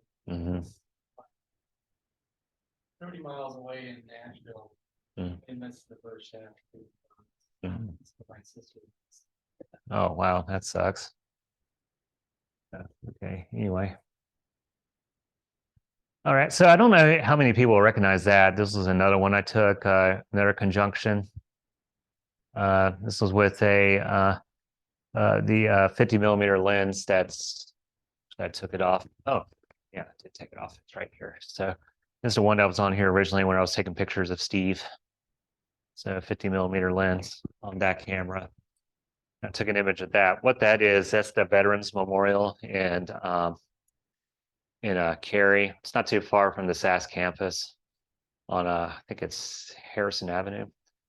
And so I was just like, okay, and let me try this out. And so we got a good image of the crescent moon there, and that is a crescent moon, not a full moon, because you can understand that the long exposure I did, which was 0.8 seconds, so almost a second, I was able to pick up the crescent, very bright and intense, and I was also able to pick up what's termed earth shine, which is part of the moon that's not lit by direct sunlight in this image. And then the conjunction that we have going on here, you have the moon.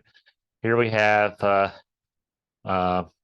the goddess of love, which is Venus. And then finally, we already mentioned it earlier in the eclipse picture, the god of war. Yeah. What? An Aries star. Yeah, Aries, but yeah, the planet's called Mars, yes. So, okay, yeah, very good. Okay, so yeah, the moon, Venus, goddess of love, and the god of war. So I thought it was like, a perfect theme for the whole thing. Our troops go overseas to fight wars for the love of their country. Anyways, so. Okay, and this is over at my place. There's my Honda Civic right there. I wish it wasn't in the picture because everything else is more photogenic. This was what I termed the pandemic comet. This was Comet Neowise that came about. It was nice because we're in the middle of lockdown, but we got to see this pretty thing. Of course, people consider way back when comets as bad omens. So maybe this is the thing that brought the coronavirus with it. I won't get into the drama of that, but anyway, so yeah. And if I remember, yeah, that was with I think that was with the 50mm lens, the same one that I did the memorial that you saw in the previous one. So, I tried that already, and I was just like, well, let's just leave it in there. I don't have that car anymore, so but I had good times with it, so I'll leave it. So, but anyway, Photoshop AI. yeah, I think that's it. Yeah, that's it. Okay. So nightscapes, nothing like super long exposures or anything like that. I want to say that this thing was ISO 800. I want to say 5 seconds. That's what I want to say. I'm not sure, but anyways, so. But yeah, you could see it naked eye. It was pretty obvious. Went out the night before, or excuse me, the night after that, but it was just too hazy because my in-laws, they came up, and I say tonight, it was, you can see the sun starting to come up there. But yeah, I told the in-laws, hey, come up the next day or the next early morning, we'll look at it then. And of course, the killjoy of the haziness made that photo op really bad, and they didn't really get to see it. But anyway, okay. All right, so 3 down, 1 to go. Hopefully I can get Zoom to behave itself.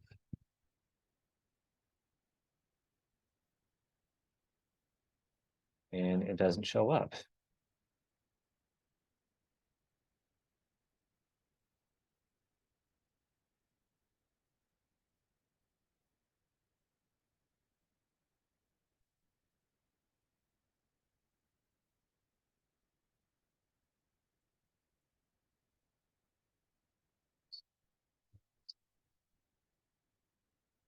Good. All right. Very good.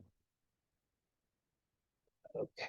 Hey, come on here. I need to see you on my screen. Okay. Very good. Okay. Next and final one, astro photo opportunity. Long exposure astro nightscape. So basically, it's the same thing that you guys just looked at. It's just that we're doing much longer exposures. Okay. And the most imperative thing, of course, the darker the sight, the better. So that takes precedent over most things for doing these kinds of pictures. So again, choose a focal length of 20 millimeters or less. And again, obey the rule of 500. Thanks for correcting me. Rule of 500 for full sensor DSLRs, or the rule of 300 for APS size sensors. Take short exposures and use stacking software to increase the signal to noise ratio. What am I talking about? Okay. So similar to the star trail images, we're going to take all the short exposures and combine them all into one nice image. Okay. And this is where things get a little complex. Okay. So first off, we're going to look at examples. So let's see. Share. Hello, thank you. Back to here. Here. Oops, no, need to do that. Yeah.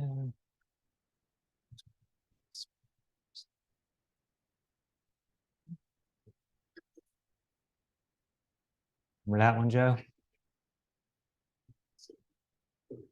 Okay, well, I need to share it. Hold on. Let's see. I'm clicking that one. Why did I do that?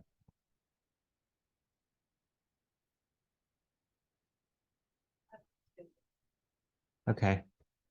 Okay, so it's not showing it on here though.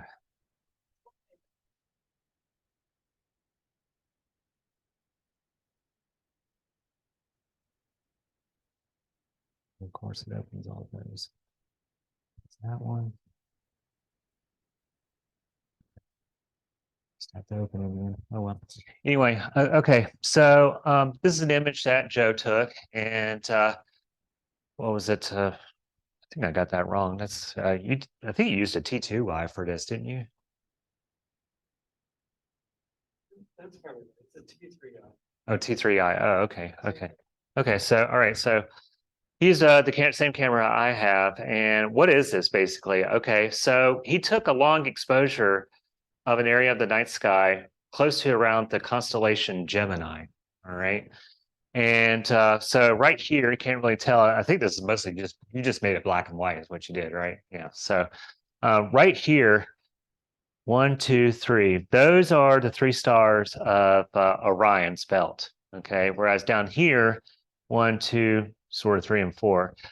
That's Orion's sword, and the middle one of Orion's sword right there, that's the Orion Nebula, and it's a very photogenic nebula, very easy to get a nice image of. You can probably get away with a 2.5 second full frame image using a 200 millimeter lens if you do stacking, and again, we'll get into what that is, and you'll probably get a good look at that fairly easily. Okay, so what was going on in this image right here is was what's called the Geminid meteor shower. So he was taking exposures over well, I don't know, how long were you doing this? Probably a few hours. Few hours. Probably selected select frames. Yeah. So what he ended up doing is he just looked at the area of the sky where the meteors for the meteor shower would emanate, and it's called the Geminids for a reason. Why? Because the dust path, when Earth gets there and intercepts it, it's around that point. That area of the sky is close to the constellation Gemini. That's what they're called, the Geminids. All right. So what he did is he took a series of exposures, and then what he did is he went back through all those exposures and looked for ones that had meteors in it, right? Okay. And then what he did is he combined them all. I don't know which software you use, but you probably understand what I'm getting at here. And he took each meteor that he found in each of the exposures and made a composite of the whole thing. So, and what's nice about that is you kind of get an idea of where the path of all that dust that we're going through during the Gemini meteor shower. So, is it called a radian or radion? Radian is actually the lower above. That semi-bright star there This one? is either gas or. Oh, wait a minute. Yeah, I can see it. So, yeah. So these are Gemini, the twins. Yeah, this is Castor. Oh, yeah. I don't know which one's which, but Castor and Pollux. They're the heads of the twins that are in the constellation Gemini. So you can see how they all radiate out from that area of the night sky. So you can do meteor showers like that with long exposure images. He did that with a 6 millimeter lens, so very short focal length there, which works pretty well because sometimes these meteors, they won't just start here. They can appear out here, but they still emanate away from the constellation Gemini. So keep that in mind if you want to do a composition like that for like this for a meteor shower. You still would want a fairly short focal length lens to get all that activity. Anyways, okay, so here's another one. What's really cool about this is obviously it's the Milky Way, but Joe was able to pick up 2 other objects in this image that you can see pretty clearly. Right here is probably the closest, largest galaxy to us. That is, I am getting that right, Joe. That's Andromeda right there. Yeah. So, okay, so Andromeda. And so he used a 14 millimeter lens for that, so pretty short, less than 20. Like I recommend 20 or lower. Then right here are some of the nebulae that he was able to pick up as well. So there's some nebulae right here, and these in the cases of that I was talking about earlier about the cover slip that you can replace in the cameras when you want to pass through that specific light of hydrogen, the wavelength of 565 nanometers, known as hydrogen alpha.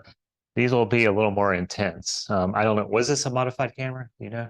No. Okay. So if this were a modified camera, these would probably be a little more intense. It would be maybe a little bit more on the red side, and they may actually be brighter. Just circling back, this is a full frame camera, Mm-hmm. and it's a 30-second exposure of 15 millimeters. So it's 420 is the product. So it's below 500. Below So 500. the stars don't appear to Trail. Okay. So, It also shows here. oh, what? This is in Africa, right? It's Mesa.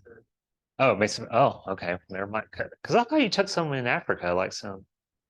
I thought you took some Milky Way photos in Africa one time, didn't you? Somewhere, yeah. Yeah, some. Okay, and now you're on the spot, Steve. So this is an all sky camera. And was it this lens right here? Basically, yes. Yeah. So anyway, yeah, he just laid the camera on the ground, and this is a single image, right? I mean, or is it more than one? Yes. Okay. So these that you're seeing right here, this one I'm fairly certain is an airplane. Yes. And then these right here, they're either meteors or they're satellites. It's time to get the satellites. And that, okay, so satellites. Okay, so one of the ways that you can tell if something's a satellite, it doesn't really work very well in our case right here for a very short focal length lens. It'll usually go all the way across. Okay, but you can't really see it for something like this that's taking an image for a night sky. You'll have an image of it, and you'll see that trail go all the way across the image, start at one edge and go out the other edge. And whereas meteor, almost always, it starts dim, gets brighter, and then stops. And most of the time, it won't go all the way through unless you have a very long focal length. You're using a very long focal length. And then airplanes are pretty easy. They just look like, you know, like a bracelet with jewels on it. Oh, okay, all right. So, Took many of those, made it into a time lapse. time lapse. So you'll see the Milky Way moving across the sky. So, this one's really cool. You had one of these, and I could not find it anywhere. So, actually, I won't even go. I'll let you explain what this is. This is, I took a bunch of pictures. Okay, here, let me get closer to you so that we can. Oh, Yeah. I took a bunch of pictures. It's a lunar eclipse. Taken from my front yard in Durham. And I just took a bunch of pictures over a space of time. You can see the moon getting dimmer and dimmer and then turning red. And then getting brighter and brighter again. And then you see the star trails behind. So it's just a camera. I don't remember now which camera or which what it was exactly. Just camera on a tripod. I set it up to take pictures periodically for however long this took, a couple of hours.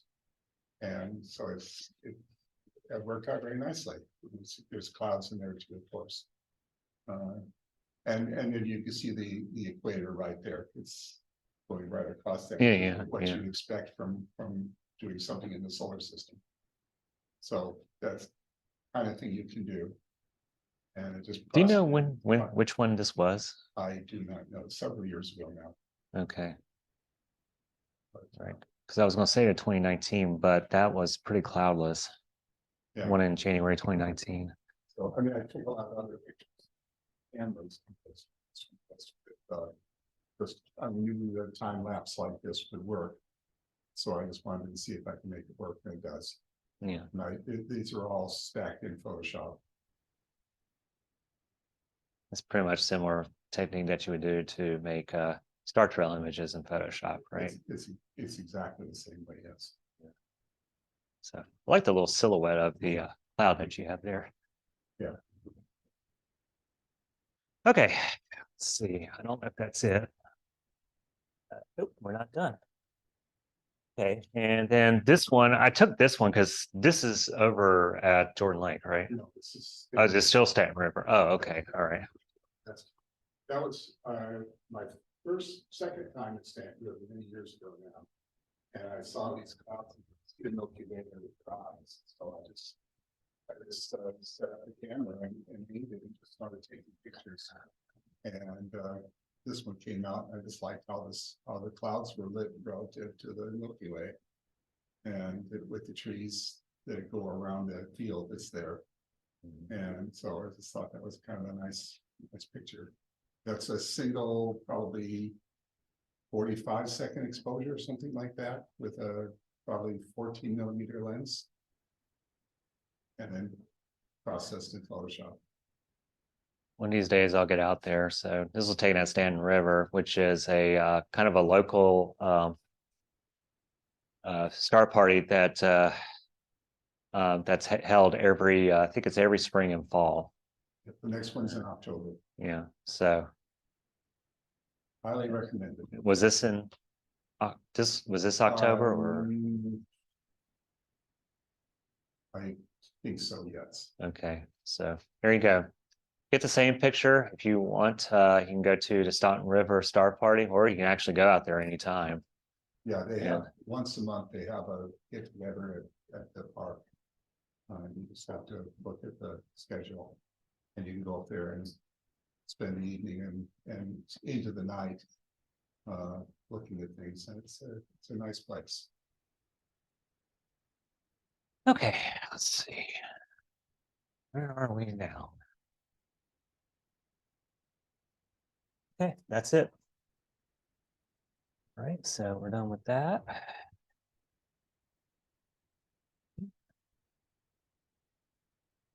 Right, and now for the scary stuff, processing images.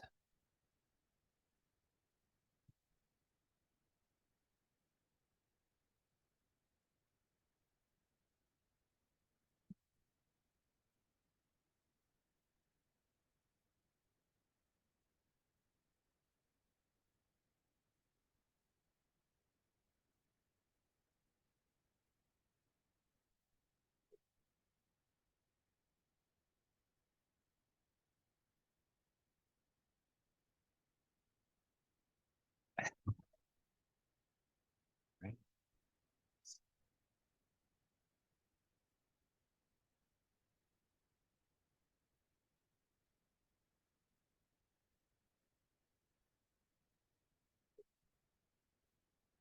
Very good.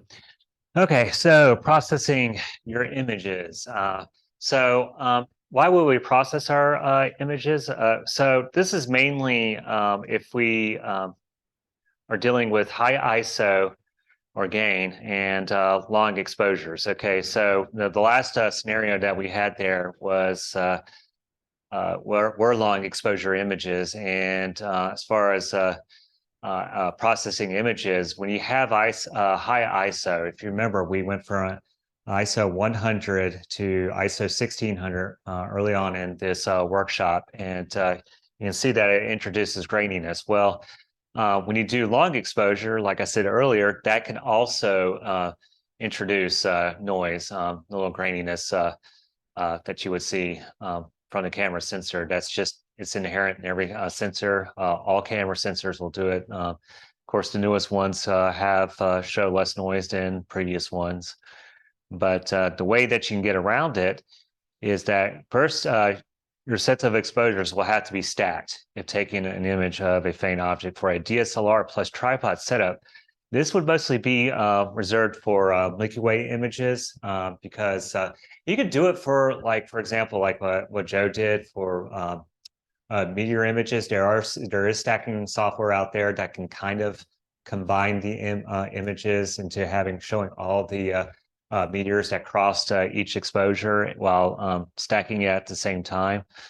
So like I said, camera noise will have to be cleaned from your image, and the way you do that is from stacking. So the other thing about an image that you'll, if you really get into deep into astrophotography, is that you want to look at what tones, or not tones, but values are the most prominent in your images. Okay, so what do I mean by values? Okay, mostly it means that what are the brightest values in your image versus the ones that are not so much. Okay, so usually in your you have what's called a histogram, and I should probably draw one here. Let's see. So what is a histogram? So, well, it's just like I said, it just gives you a broad look. And turn on the lights. Yeah. A broad look of what kind of signal that you have in your photo. Okay. So it's pretty much just a bell shape. Goes like this and like this. Okay. So in here, I'll say it like this. I guess this is the best way I can just explain number of pixels. is the y curve or is the y-axis. And then down here is the x-axis. We have how can I say this? The intensity of the of each of those pixels. So we'll just do that intensity.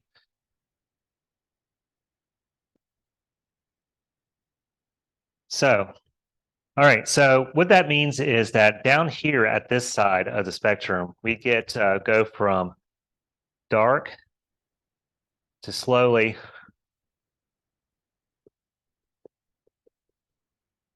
lighter images, okay, or lighter pixels, okay. So when you're stretching a histogram, any values that are like right at zero, as far as zero number of pixels, that means you don't really care about that, okay, because if there's anything there, it's going to be just noise. So what you can do is if you use a processing program, you can get rid of that. And then over here, because there's nothing right here, maybe you want to brighten other tones that are not so intense. And what you can do is you can kind of clip this side and bring those tones up. So this side will sort of start to darken your image, whereas this side will start to contrast and brighten your image. Okay, that's the best way I can explain it in regards to processing, because a lot goes into explaining how we process images, and we could be here for hours talking about it. So let's see. Why is it doing this? Okay, there we go. All right. So due to inherent camera noise and high gain, photons of signal from your subject may not make it onto each pixel of your sensor during an exposure. What I should have added onto here is that the signal, meaning that what's actually you're taking a picture of, won't make it onto the sensor because it's being masked by something else, which is anything else would be noise.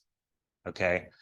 I don't know, if I were just to make up a really random and crazy example, let's say that you take a picture of the Mona Lisa and you get all that signal coming in, you can see it's the Mona Lisa, but then you have like a patch of white, or just a single pixel of white on her nose. And I was like, okay, well, I never knew she had a nose ring, a pearl nose ring. Well, it's not. It's where signal didn't make it there and noise got in the way. All right. So you'll run into that a lot with gain, because I pointed that out to you in the examples of where I took pictures of Steve at ISO 100 versus ISO 1600. Okay. You'll run into that once again if your exposures are too long, because that's just inherent in all camera sensors. Okay, so photons from your subject may not make it onto each pixel of your sensor during an exposure. So how do you get around that? By stacking multiple exposures, the actual signal of the object can be made more apparent in a stacked image instead of noise that you would see in an individual exposure. So let's say, like in the example I was making about the Mona Lisa, I took a picture of the Mona Lisa and that one white pixel is over on top of her nose and it's noise. Well, if I go and take the exact same image and I get it and it looks great, there's nothing on her nose, but all of a sudden there's one in her hair over here. Okay.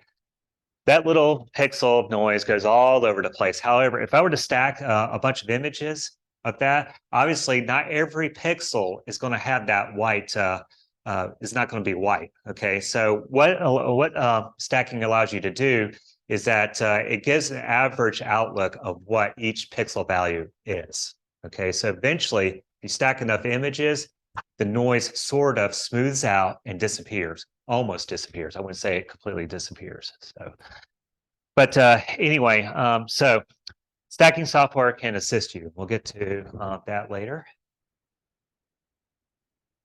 Okay, but here's an example of what you could see. So over here we have a single exposure image, and so you can see, fairly good detail in this section of the Milky Way. However, if you were to take multiple exposures and stack them, you could see something like this. Okay, so you get a lot more detail, and it looks a tad cleaner. I mean, it still looks pretty noisy up here, but you can understand that by stacking a bunch of images, your final product looks pretty, gives a really dynamic and rich look to it in the end. So.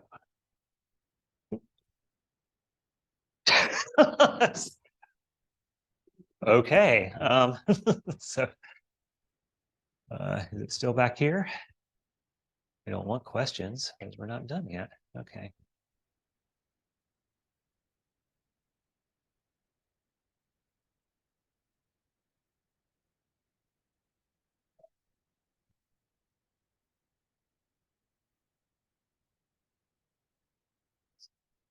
What happened there? Thank you. Hello. Let's see. Okay. So removing camera noise. Well, you know, as I was saying, what I had been saying, stacking will remove camera noise almost completely. Okay, almost being the key word. So, but even stacked images, removing camera noise can improve your final image. So stacked images, yes, they'll still have camera noise. It just won't be as noticeable.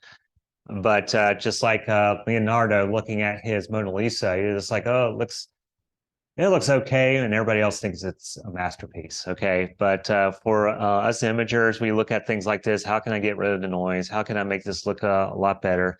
So dark frame subtraction can remove camera noise, and what that is it's kind of similar to how you were taking the image in the first place. You're using the same ISO, you're using the same exposure. Those are mainly the two that you want to pay attention to most.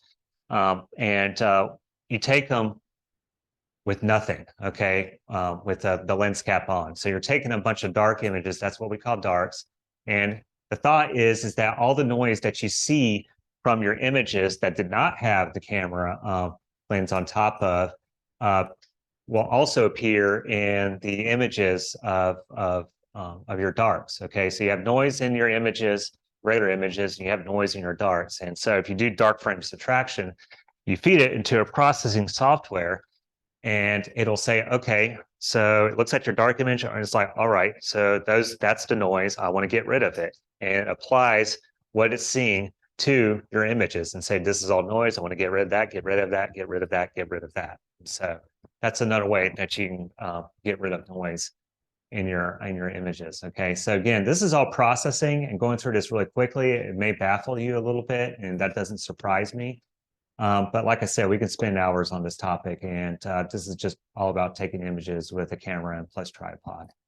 I just wanted to touch on this to let you know there's more to it than just, you know, going out and taking pictures of the night sky. In this case, taking long exposures. So if you look at the difference here, you can see all that graininess is that you can see here is kind of mostly gone. Now it looks kind of noisy from a color perspective, but all that graininess is gone and it looks a little cleaner. So that's the point I was trying to get across. So you take a bunch of images, and with the camera lens on top, your dark frame, you have your camera lens in a way, you're taking your dark frames, again, same exposure, same gain and whatnot. What you'll end up seeing is no stars, but you'll see this graininess. And the stacking software or your processing software will look at that dark image and say, okay, all this graininess is not real, and I'll remove it. Okay, so that's how that works. So stretching your image's histogram. So that's what I was getting at over here. So anyway, it allows you to reveal every shade of detail in your image. So think back, this is why the raw file format is important. So you remember how we were picking up in an 8-bit image only 256 shades of any given color, okay? So if you can only pick up 256 shades, well, if you did it in RAW, you could have gotten 16 bits worth of shading, which is 65,000, okay? Difference of different shades of color for any value of color. So that's why the raw file format is important. So it looks great, if you take your images, process them as 16-bit, and then later on you can convert them to JPEG images just to show to public or whatever. Okay, yeah, there's no problem with that. But if you keep a raw file format, it's going to make your processing to get rid of noise, to stack your images a little less hectic. So anyway, stacked images can allow you to stretch the histogram more since the signal to noise is higher, okay? Because again, when you take one image, you're going to have noise in it. You can take a series of images and stack them. It starts to average out that noise and gives you what you're actually trying to take a picture of, okay? So, but warning, if you overstretch your images, you can also introduce, or you can also highlight noise that the processing software or stacking software was not able to get rid of. You'll start to see that too. So you can only stretch your images, but so far. So if you're trying to brighten up your images because it's too faint and it's not working out, the simple solution is you should have been somewhere darker. So anyway, software can assist you. Okay, so turn on the light. So stretching the histogram, just basically what will happen, what you can do is you can tell your software program to get rid of all these tones right here, because sometimes actually you'll see something like this, but it's mostly noise. Okay, this is just like random shades that are just coming out of nowhere, and it's noise. So in Photoshop, what you can do is you can make it so the x-axis is no longer here, and having those, you can what's termed clip those out, and you can have your not your x-axis but your y-axis, and you can clip those out and move it over, and now all that is gone. All that has been turned black. So all this has been moved over this way. Okay. So over here, you can kind of do the same thing, but this is where that warning comes in. Overstretching your image can introduce noise and clipping. So if I were to, like going back, let's go back to this other area where the shades are darker. If I were to say move the y-axis further to the right, I will start to darken everything this way, and that's called clipping. And the best way to look at simple terms, basically you're just deleting all that. It's gone forever once you do that. So so obviously you don't want to do that. So you want to be gentle with how much you're willing to get rid of to make the image look cleaner by, quote, stretching the histogram. So get rid of that guy. So, and then you can do the same thing over here. And what this does, it doesn't necessarily really, how can I say this, brighten the image. It just gets rid of pixels that are the brightest and just leaves where the majority of all the signal is. Now, the same thing can happen here, is that you'll start to increase the signal. This is what's mainly going to be in your picture, and it's a lot of stuff here, and it's going to amplify that. So any noise that may have been in here that's sort of obscured by actual signal is now going to be made apparent. And if you do it too far over, like I demonstrated over here, you'll clip out these and you'll lose all that detail with those tones right there. And you don't want to do that. Again, that's clipping the histogram. So, however, in the end, if you were to do it like this, what will happen is your histogram, the end result, will look more like that. Okay, so it gives you a nice dynamic range of all the tones that are actually there, the signal that you want to actually see. You can accentuate it by getting rid of noisy dark tones and by intensifying the lighter ones. But if you intensify it too much, all the ones that were down here that were not completely white will become white. Again, you've clipped them out and they're gone forever. Over here, it'll just turn black. Those tones are gone forever. So that get the bell curve versus visually what you see. I mean, do you always focus just on getting that state? Okay. So the end result, yes, I want the bell curve to mostly be, from that corner to that end right there. Okay. Now, in some cases, that's not a good idea, and I really don't have a good example of how to explain it. If you do clip a little bit too much on this side, it'll be like still so intensely bright that yeah, you'll also raise the noise, but you'll just you'll just wash out everything else. Okay, it varies from image to image. Like again, this is quantifying the number of pixels that have that value.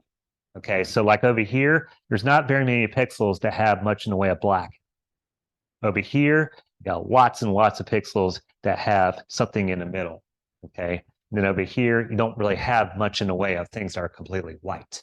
Okay, some histograms that you may end up seeing will have just distinct colors in them, and then some white, and then some black. So you may have some that have lots of dark green, and so you'll see that. Then you'll have some that have a whole hell of a lot of blue, and so you'll see something like that. And then finally, you'll see some that don't really have much in the way of red, and it'll look like that. Okay, so an RGB image, that's what it will look like. However, if you wanted to process them individually, you can, like in Photoshop. So what did I say? This one was green, this one was blue, and this one was red. So if you wanted to just process blue,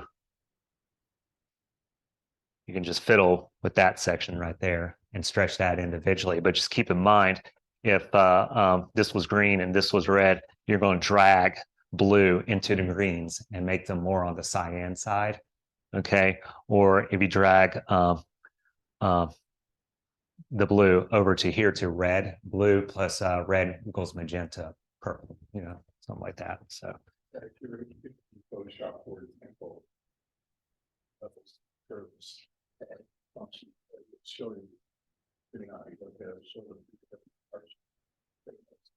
And so if your background, say, comes to the windows, you can manipulate these colors so the background goes to black.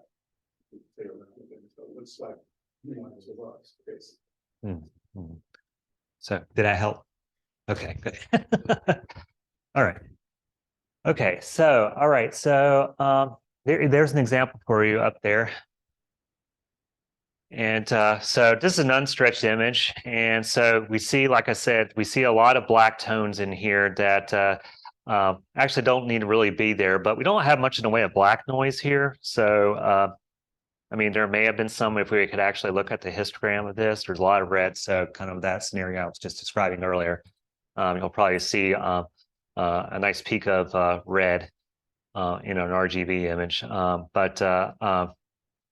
But how do we accentuate the detail here? Because you can see that there's some silhouetted non-reflective dust here, okay, that's in the Milky Way here. How do we accentuate that a little bit? Well, we can stretch it.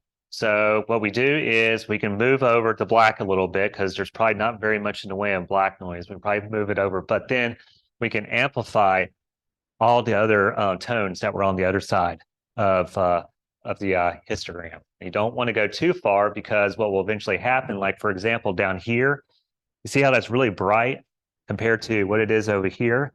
If you were to clip the histogram enough on the white side that I had up there, what will happen is this will all turn white. It won't look magenta. It'll just look like this big, bright white thing. You won't be able to see it. This, by the way, this is the Lagoon Nebula, and that's the Trifid Nebula. This I got off the internet. It was a nice comparison of what's unstretched and stretched, just to demonstrate what the concept's all about. So, all right. So popular processing programs. So I told you I would get to this eventually. So for stacking, there are all kinds of options for all processing solutions. Okay, but for stacking, one that I find that's really easy to use is Deep Sky Stacker, and it's completely free. And so that one is mostly straightforward if you want to get started in doing this and you don't want to spend a lot of money on processing software. However, probably the gold standard of all astrophotography processing software that's out there is done with PixInsight. Okay, I don't know how much it is these days, but when I bought it, and it was years ago, it was $200.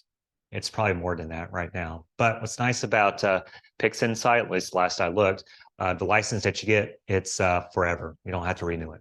So it's a one-time buy, and yeah, you get to download the latest versions as well, as long as you have that license. And yeah, it's great.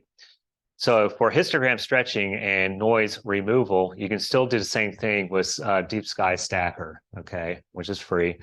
You can do it with GIMP, which is sort of like a very toned down version of Photoshop, okay? It's kind of similar to Photoshop, but it's not as the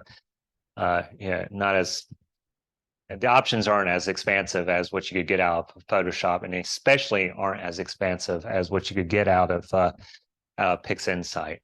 So PixInsight I would highly recommend, but to warn you, it does have kind of a steep learning curve to it. Okay, and I haven't been completely weaned away from Photoshop yet. I'll go ahead and admit that. I mean, Naveen knows that about me. And PixInsight mostly used for stacking right now. Sometimes I'll go back to Deep Sky Stacker once in a while. But, Make a comment. yeah, sure. There's a new one called Cyril. SIRIL. New one called Cyril. That is lies between those two. It's also free, and a lot of people are starting to use it now because they don't want to buy PixInsight. So it's something you might want to take a look at it, and it will do stacking and it does the other things as well. So it's something that's become popular just recently. I haven't used it. I just have seen a lot of people trying it out and using it. Especially if they're starting out. So if you don't want to invest the money in PixInsight and the steep learning curve, you can try Cyril, which also has a learning curve, but you're not spending a lot of money on it. So you might want to take a look at that as well.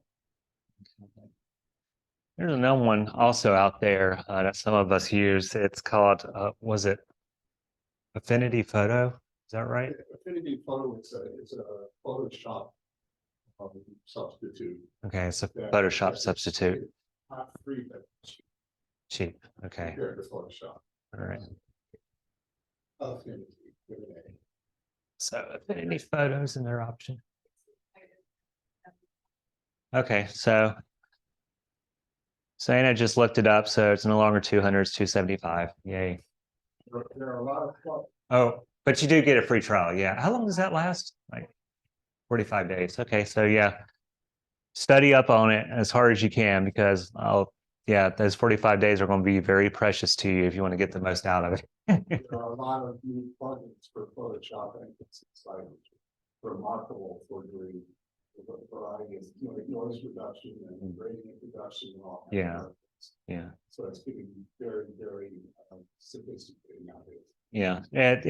PixInsight, has a huge following. Photoshop, well, that's a no-brainer, has a huge following, but PixInsight, yeah, I mean, there's people making new scripts for it all the time, and you can they'll share them with you and whatnot. So it's a really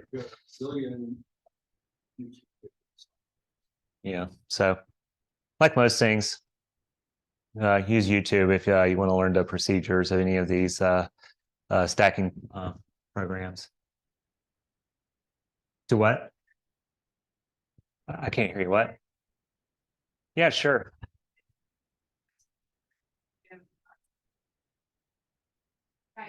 Yes, for a long time. The old one works just fine. Yeah, I used to use that one too. Then what is it? I got a license at my previous job, and boss said, just take it with you. Like, okay, yeah. So, it was just CS5. Yeah, it was kind of old license, but whatever. Okay, so we're pretty much at the end, but yeah, the end. So as I said earlier, what we want to do is make this first in a series of astrophotography workshops. So and here at the end, we're going to touch on something that will be like what you would want to do to, like, quote, take it to the next level. So camera plus tripod plus equatorial tracking. Okay, so like I said, that you may have noticed with the well, that's is a problem. Is you have to take images of the night sky over a period of time, and you're limited by the number of exposures that you can take. And so this program right here, this is Stellarium. Oh, I don't have it shared.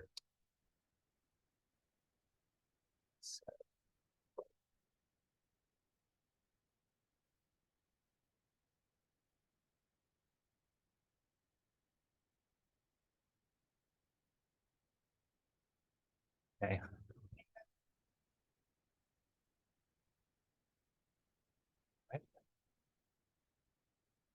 Not anyway.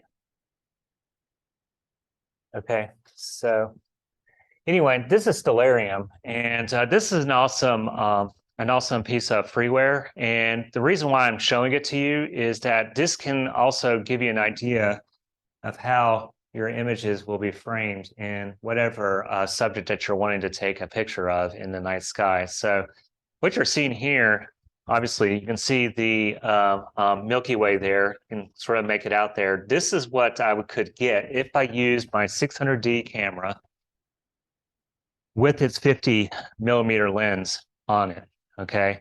So it could take a pretty large section of the night sky. However, I can only do exposures that are but so long. And so if I want to get good image of the Milky Way, and I've done everything I can, gain is getting too much because I get noise, or my exposure is not long enough because if I go any longer, there's streaking, and yeah, my aperture settings are not working out either, or whatever. But so this is what's going on with the night sky. So it's moving, it's like I said, and you have to find out a way to follow it. So equatorial tracking allows you to do that, all right? And what I have here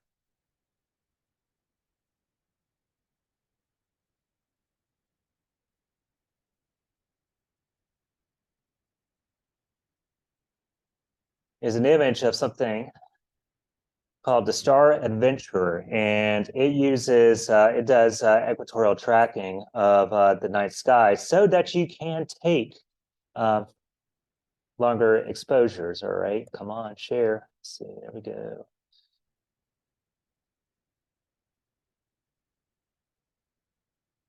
So, anyways, yeah, Star Adventurer. So, all right, so go ahead and turn on the lights, Joe. And the way equatorial tracking works is that what this thing is set to right now, this tilt that you're seeing it set on, this is set to how high the North Star is in the night sky, okay? What I do is say, like, if I want to take an image of an object over there on the horizon, and I want to take a very long exposure, longer than the night sky will allow because it's moving, all I have to do is turn this guy on, and like I demonstrated in those nice, beautiful star trail images, is that you saw that everything goes around those celestial poles. So the thought is if I point an axis of rotation towards the North Star, it means I can follow anything that's coming up in the east and going down in the west. Okay, so in this case, if that were north, then that would be west. So let's say that I'm looking at something high up there. I turn this on, and what it does ever so slowly is it follows the movement of the night sky. And because it's able to follow it, everything's going to be centered at all times. And so when it's doing that, I'm able to take longer exposures and don't have to worry about star streaking. Okay, so that's something we want to cover later on in another workshop, but this just gives you an idea of what is possible out there. And so I'm going to stop my screen share at this point. So, but we have another setup in here that one of our other members, Naveen, was able to build. And if you don't mind, can you just show them what you got?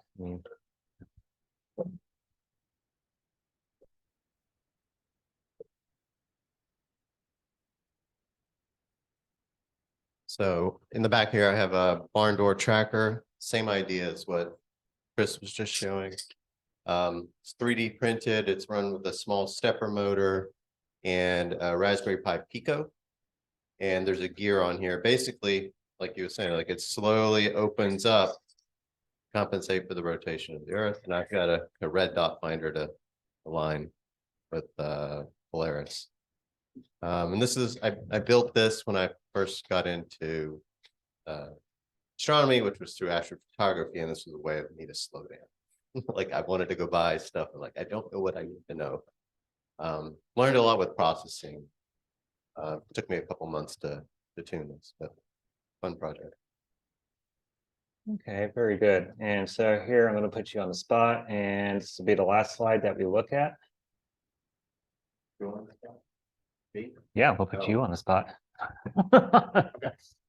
Okay, so what I'm going to show is an image that's an example of equatorial tracking that Naveen took. It's a very wide open area of the night sky.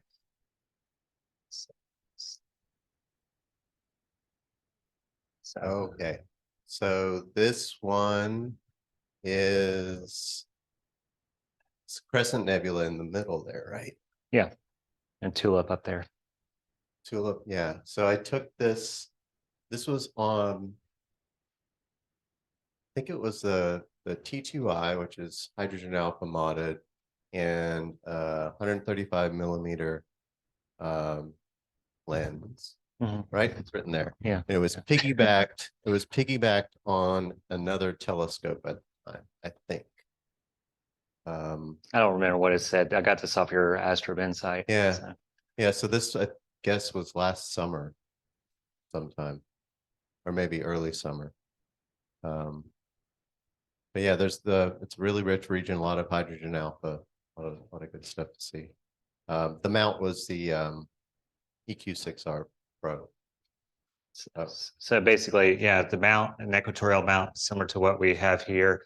By the way, it's about 100 times more. Yeah, but it's much bigger and more expensive. But it's just supposed to give you this mainly. I'm just trying to demonstrate the idea that if your exposures, if you want to do longer exposures, then yeah, you're going to have to go on to some sort of tracking solution. And so that's basically the end of the workshop. So, any questions? No, really? Wow. Okay. So, okay. Well, I thank you guys for all coming. And you know, if you want to ask questions as we're packing things up, that's fine too. And yeah, so maybe we'll see you next time when we do the next workshop, which will be about equatorial tracking. And you'll see what you can do to take it to the next level if you're willing to pay for it. So, so anyway, what? September 30th. Yes, thank you. It'll be same time. Good time. Thank you. Thank you. You're welcome.